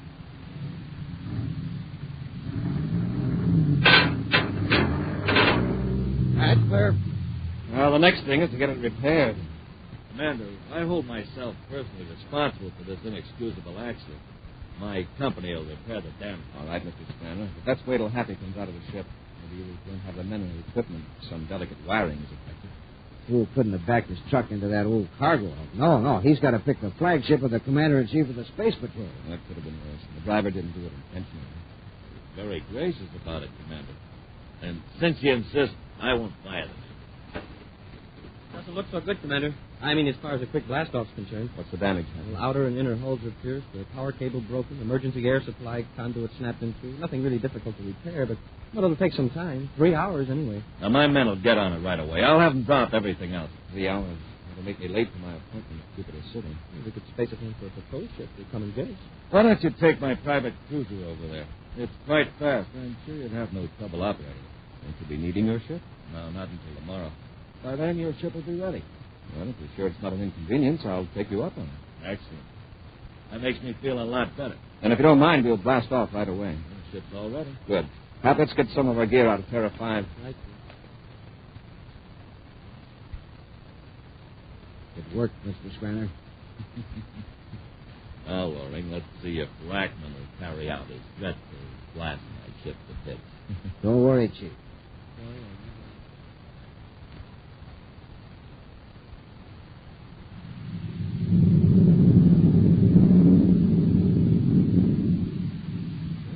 Bad little ship, Commander. Strander keeps it in pretty good shape. Yes, but I don't care much about using a civilian ship for official business. You know, I honestly think Strander would have been offended if you had refused. Still, if it wasn't such an urgent appointment with the governor, I'd have waited for one of our patrol ships. Well, we ought to get to Jupiter City right on the nose, sir. Wow, what was that? Cosmic torpedo right off our port side. Cosmic torpedo? I'll take the controls, Happy. Put on the rear view scope. Yes, sir. One of our patrol ships must be firing at us. Without a spacephone challenge? Maybe Strander's spacephone receiver's out of order. It seems all right. The meter's checked. Wow. That was too close. It rocked the ship. Commander, look in the view scope. It's another private cruiser, and it's closing in. Happy, go to the locker, get a couple of spacesuits. If our hull gets punctured, we'll still have a chance. All right, Commander. I'll try to find out what this space pirate wants. Private cruiser J3587 calling private cruiser S642. Hold your fire. Hurry with the suits. Cruiser S642. Hold your fire. This is Commander Corey of the Space Patrol and cruiser J3587. What do you think you're fooling, Strander? You're not fooling. This is not Strander. It's Strander's ship, but this is Commander Corey. Who are you? Yes? Well, I'm the Secretary General. Who are you? Stop firing those torpedoes and answer me. Nice try, Senator. That's Commander Corey gag, I mean. But you get only full straight right at once. Happy! He's knocked the power out. Hurry with those spacesuits. He's blasting the ship to pieces. We're losing air. We'll return to Space Patrol in just a moment. Hey, watch it. Hold everything. Here he comes. And he's running right this way. Wow! That's a boy here in the neighborhood, gang, and he's always supercharged. Eats rice checks and wheat checks. That's why they're the super cereals that help to supercharge you. Uh-oh, he's running right in this direction again. I better get out of the way fast. Man, that boy has the speed of Buzz Corey himself. Well, gang, how about it? How about getting supercharged so you can whiz along just like that? Here's all you do. Have a good power breakfast with rice checks or wheat checks, the delicious bite-sized super cereals. They help to turn on your starter, help to make you bright as a light, help to keep you right on the beam. So don't wait. Get rice checks and wheat checks today. The swell-tasting super cereals that help to supercharge you. And remember, inside of every rice checks and wheat checks package, there's a mysterious, magic space picture. And now, back to our Space Patrol adventure, Treachery in Outer Space. Slake Rackman is blasting Rex Scranner's spaceship, believing his double-crossing partner is inside it. Actually, Scranner has plotted so that Commander Corey and Cadet Happy are in the ship. Thus, Scranner figures he's saving his own life and at the same time eliminating Buzz Corey. At this moment, Buzz and Happy are in the badly battered private space cruiser trying to get into spacesuits as their air pressure rushes through twisted hull plates into outer space. Into the airlock. Quickly, Happy. I can't breathe. We can put on our spacesuits in there. Hurry, Happy. Yes, sir. There's no air in the lock either. It escaped when we open the hatch. I'll turn the valve up. Oh, that's better. Get your suit on quickly, Happy. We're going to jump out of the ship, sir? Not if that cruiser stops firing at us. What did he say his name was, sir? Rackman. He's after Scranner. Isn't he ever going to stop? He's going to be sure no one's left alive in this ship. I've got my suit on, sir. I'm ready to leave the airlock anytime you are. Close your helmet faceplate and we'll go back into the control section. Ready, Commander. Right. Open the inner hatch. Wow, what a mess. If we'd stayed in the control section, we'd have been finished for sure. Rackman sent a torpedo right through here. Where is he now? The view scope's erect. Look through the nose port. See that streak of flame? Hey, he's leaving us. Because he figures he's finished Scranner. Commander, it's sure lucky I thought of these spacesuits. With that big hole in the ship, we'd be finished by now. We'll call Jupiter Space Patrol and have them send the ship after us. But the spacer phone is knocked out. Use the ones in our suits. Hope they'll reach Jupiter. Just hope Rackman doesn't come back. Say, why do you suppose he's so anxious to do away with Scranner? That's just what I've been wondering, Happy. First, we gotta find out who Rackman is. Then we may have it. Scranner's sure lucky he wasn't aboard. I'll bet he wouldn't have thought of the spacesuits until it was too late. For the time being, we'll keep this little incident a secret within the Space Patrol. We won't release any public reports. Let this Rackman assume he got rid of Scranner, and we'll watch for his next move. I see what you mean, sir. If he found out it actually was you and Scranner, he'd go into hiding. But wait, our next move is to reach Jupiter. Emergency call to Space Patrol Jupiter. Commander Corey and damaged private cruiser off number 3. Over.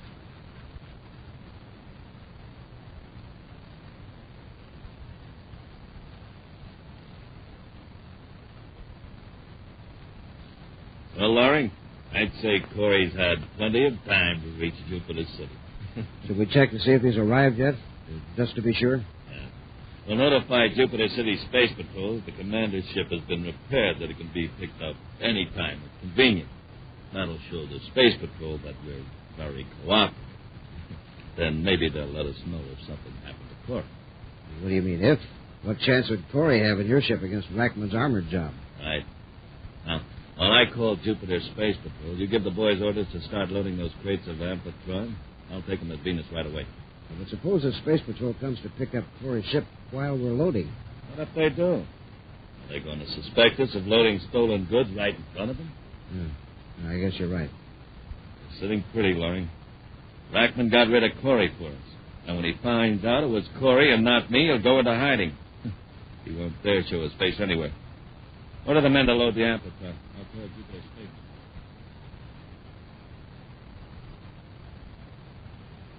Space Patrol Jupiter calling Commander Corey. Space Patrol Jupiter calling Commander Corey. Corey here. Go ahead. 2 ships are on the way to the location you've given us, Commander. A patrol ship to bring you and the cadet to Jupiter City, and a space tug to get the damaged ship out of the space lanes. Good. Be sure to inform all personnel not to reveal information as to who was in this ship. Yes, sir. Oh, Commander, we've heard from Gold Star Express Spaceport on number 3. Yes? Mr. Scranner says the Terra 5 has been repaired and that they're waiting further instructions. Send Scranner this message. You will be informed when Space Patrol personnel will arrive to remove Terra 5. Your cooperation appreciated. I have it, sir. Do I put your signature on it, sir? No, keep my name out of it. Your commanding officer will sign it. I'll take it to Colonel Harris immediately, Commander. Thank you. Hurry out. Then you going to let somebody else bring our ship back to Jupiter City, Commander? No. You and I will go back to number 3 when we finish our business on Jupiter. For the time being, I don't want anyone outside of the space.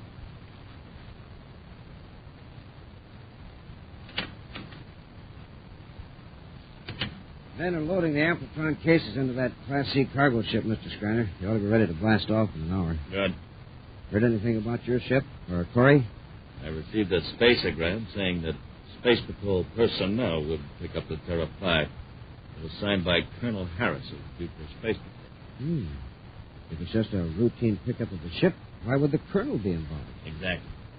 Well, why wouldn't Corey's name be on the message? Obviously, because there's no longer a Commander Corey. I've seen it happen before, Lauren. This is the kind of official smokescreen that always goes up before some important announcement. Private Cruiser S642 calling Gold Star Express Spaceport on Jupiter Moon number 3. That's Rackman. I know what he wants. But remember, you don't know anything about me except that I blasted off some time ago. Private Cruiser S642 calling Gold Star Express Spaceport Jupiter number 3. Gold Star Express, Jupiter number 3. Go ahead, Cruiser S642. I would like to speak to the person in charge. Oh, that'd be Mr. Scranner, but he isn't here now. I know that. But who is in charge if Mr. Scranner's absent? Why, I guess I would be. Bart Loring. Oh, Loring. Yeah, sure. Well, this is Slate Rackman. Yes, Mr. Rackman. Well, you probably know I had an arrangement with Mr. Scranner. Yes, he mentioned it. I'm sure he did. However, since Mr. Scranner isn't coming back, that puts you in charge of Gold Star Express. I don't understand. What do you mean Mr. Scranner isn't coming back? Well, he made the mistake of double-crossing me on that Saturn Emptitron deal. I have just blasted his spaceship apart. Now, I was glad that your court had talked to you. Oh, what about? My share of the Emptitron. I don't know what you're talking about. Now, don't be a fool, Laurie. Now that Scranner is gone, come in with me. If you don't, I'll send a cosmic torpedo into your atmosphere shell and destroy every one of you. Well, what do you say? All right. Let me make a deal. Act scared. What do you mean, act? You heard what he said. Mr. Rackman. Yeah, Laurie. I'll be glad to discuss your proposition. Good.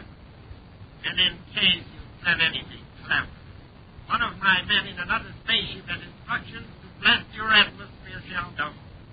If I'm not spaceborne in 13 minutes. Just come in, Mr. Rackman. I'm sure we can reach him. Come in, Mr. Rackman. I'm glad to see you're a man of sense, Laurie. Far more sensible than Scranner. Now, let's get down to cases. Where's the Emptitron? Being loaded into a ship, Rackman. Scranner, You left me to die in my ship. But who was in it? And Corey of the Space Patrol? He did say it was Corey on the spaceophone. You thought it was a trick. Of course, you were so anxious to do away with me. Well, actually, I'm glad it was Corey. Now you and I can operate without much fear of being caught. Now, look here. Here's my proposition. Let it, Rackman. I don't need you anymore. But I can give you a small job in my outfit. In an advisory capacity. Me? Work for you?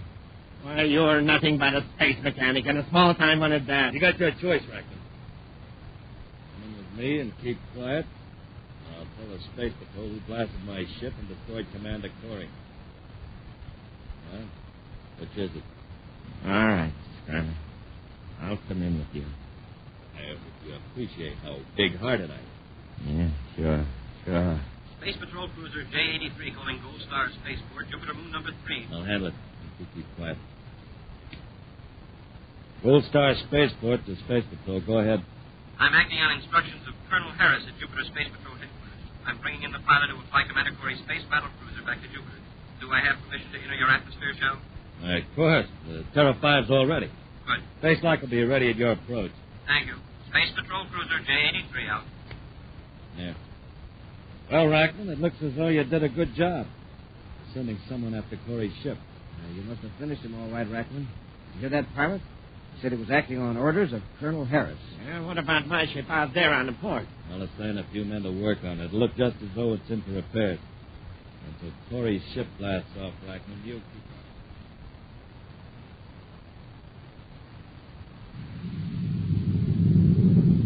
Cut the velocity, Happy. There's the Gold Star Spaceport dome. Commander, are you going to ask Brenner why Rackman would want to blast his ship to pieces? First, I want to find out just who Rackman is. Jupiter City headquarters didn't have anything on him at all. Maybe a personal feud. Uh-oh. What is it, sir? Ship down there inside the atmosphere dome. It's a private cruiser, number S642. Rackman's ship? Yes. Yeah, but if he wrecked Skranner's ship and thought he did away with Skranner, what's he doing here at Skranner's spaceport? An interesting question, Happy. Let's find the answer.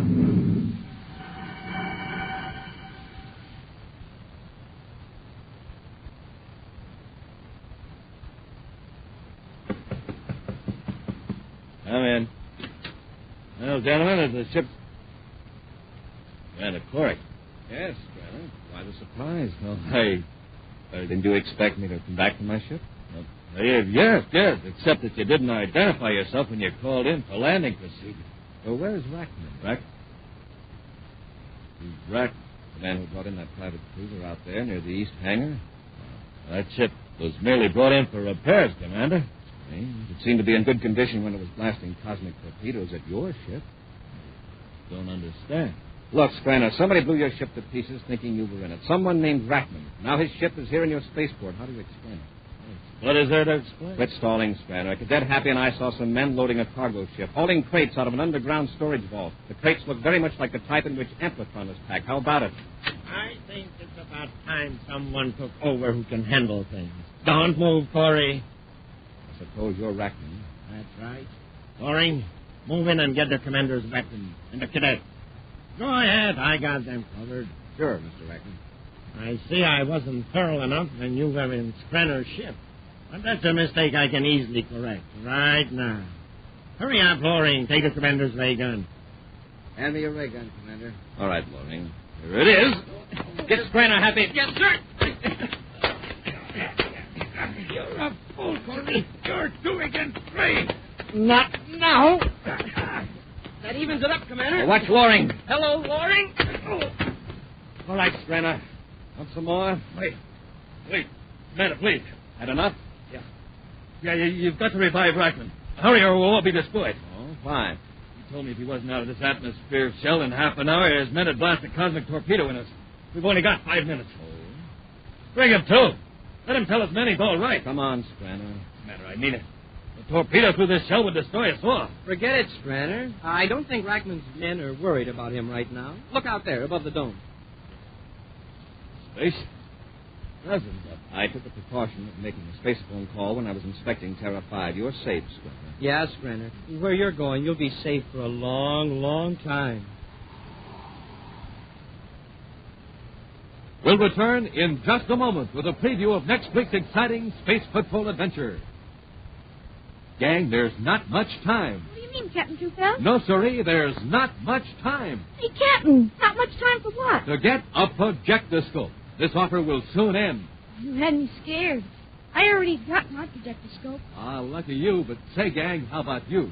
Have you sent for your projectoscope yet? You better send for it today. It's a signal light, flashlight, and film projector, all in one. And it's shaped like Buzz Corey's rocket ship. Bright blue and yellow plastic and a full 6 inches long. What a signal light. Wait till you see how fast it blinks on and off. Golly. What a flashlight. Wait till you see the swell beam of light it throws. And what a film projector. Wait till you see the wonderful pictures it shows on the wall. Gang, it comes with a strip of film containing Buzz, Corey, and Cadet Happy in 4 Space Patrol adventures.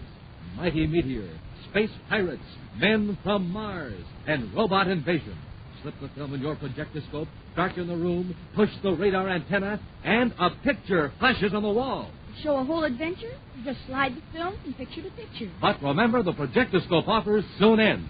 So send in for your projectoscope today. Just buy a box of rice checks or wheat checks. Then with your name and address, send 35 cents in coin and a rice checks or wheat checks box top to Space Patrol, Box 686, St. Louis, Missouri. This offer good only in the USA and may be withdrawn at any time. That's Space Patrol, Box 686, St. Louis, Missouri. And now, a preview of next week's exciting Space Patrol adventure.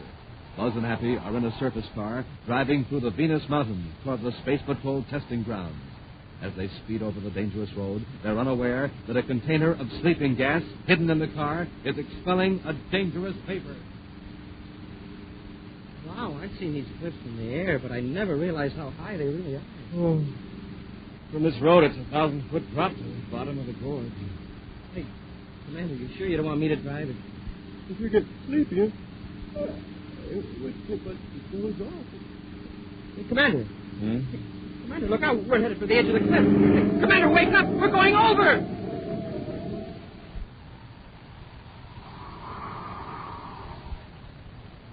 Be sure to be with us next week for the exciting adventure, The Immortal Brain, when wheat checks, rice checks, and good hot roastin' again present Space Patrol!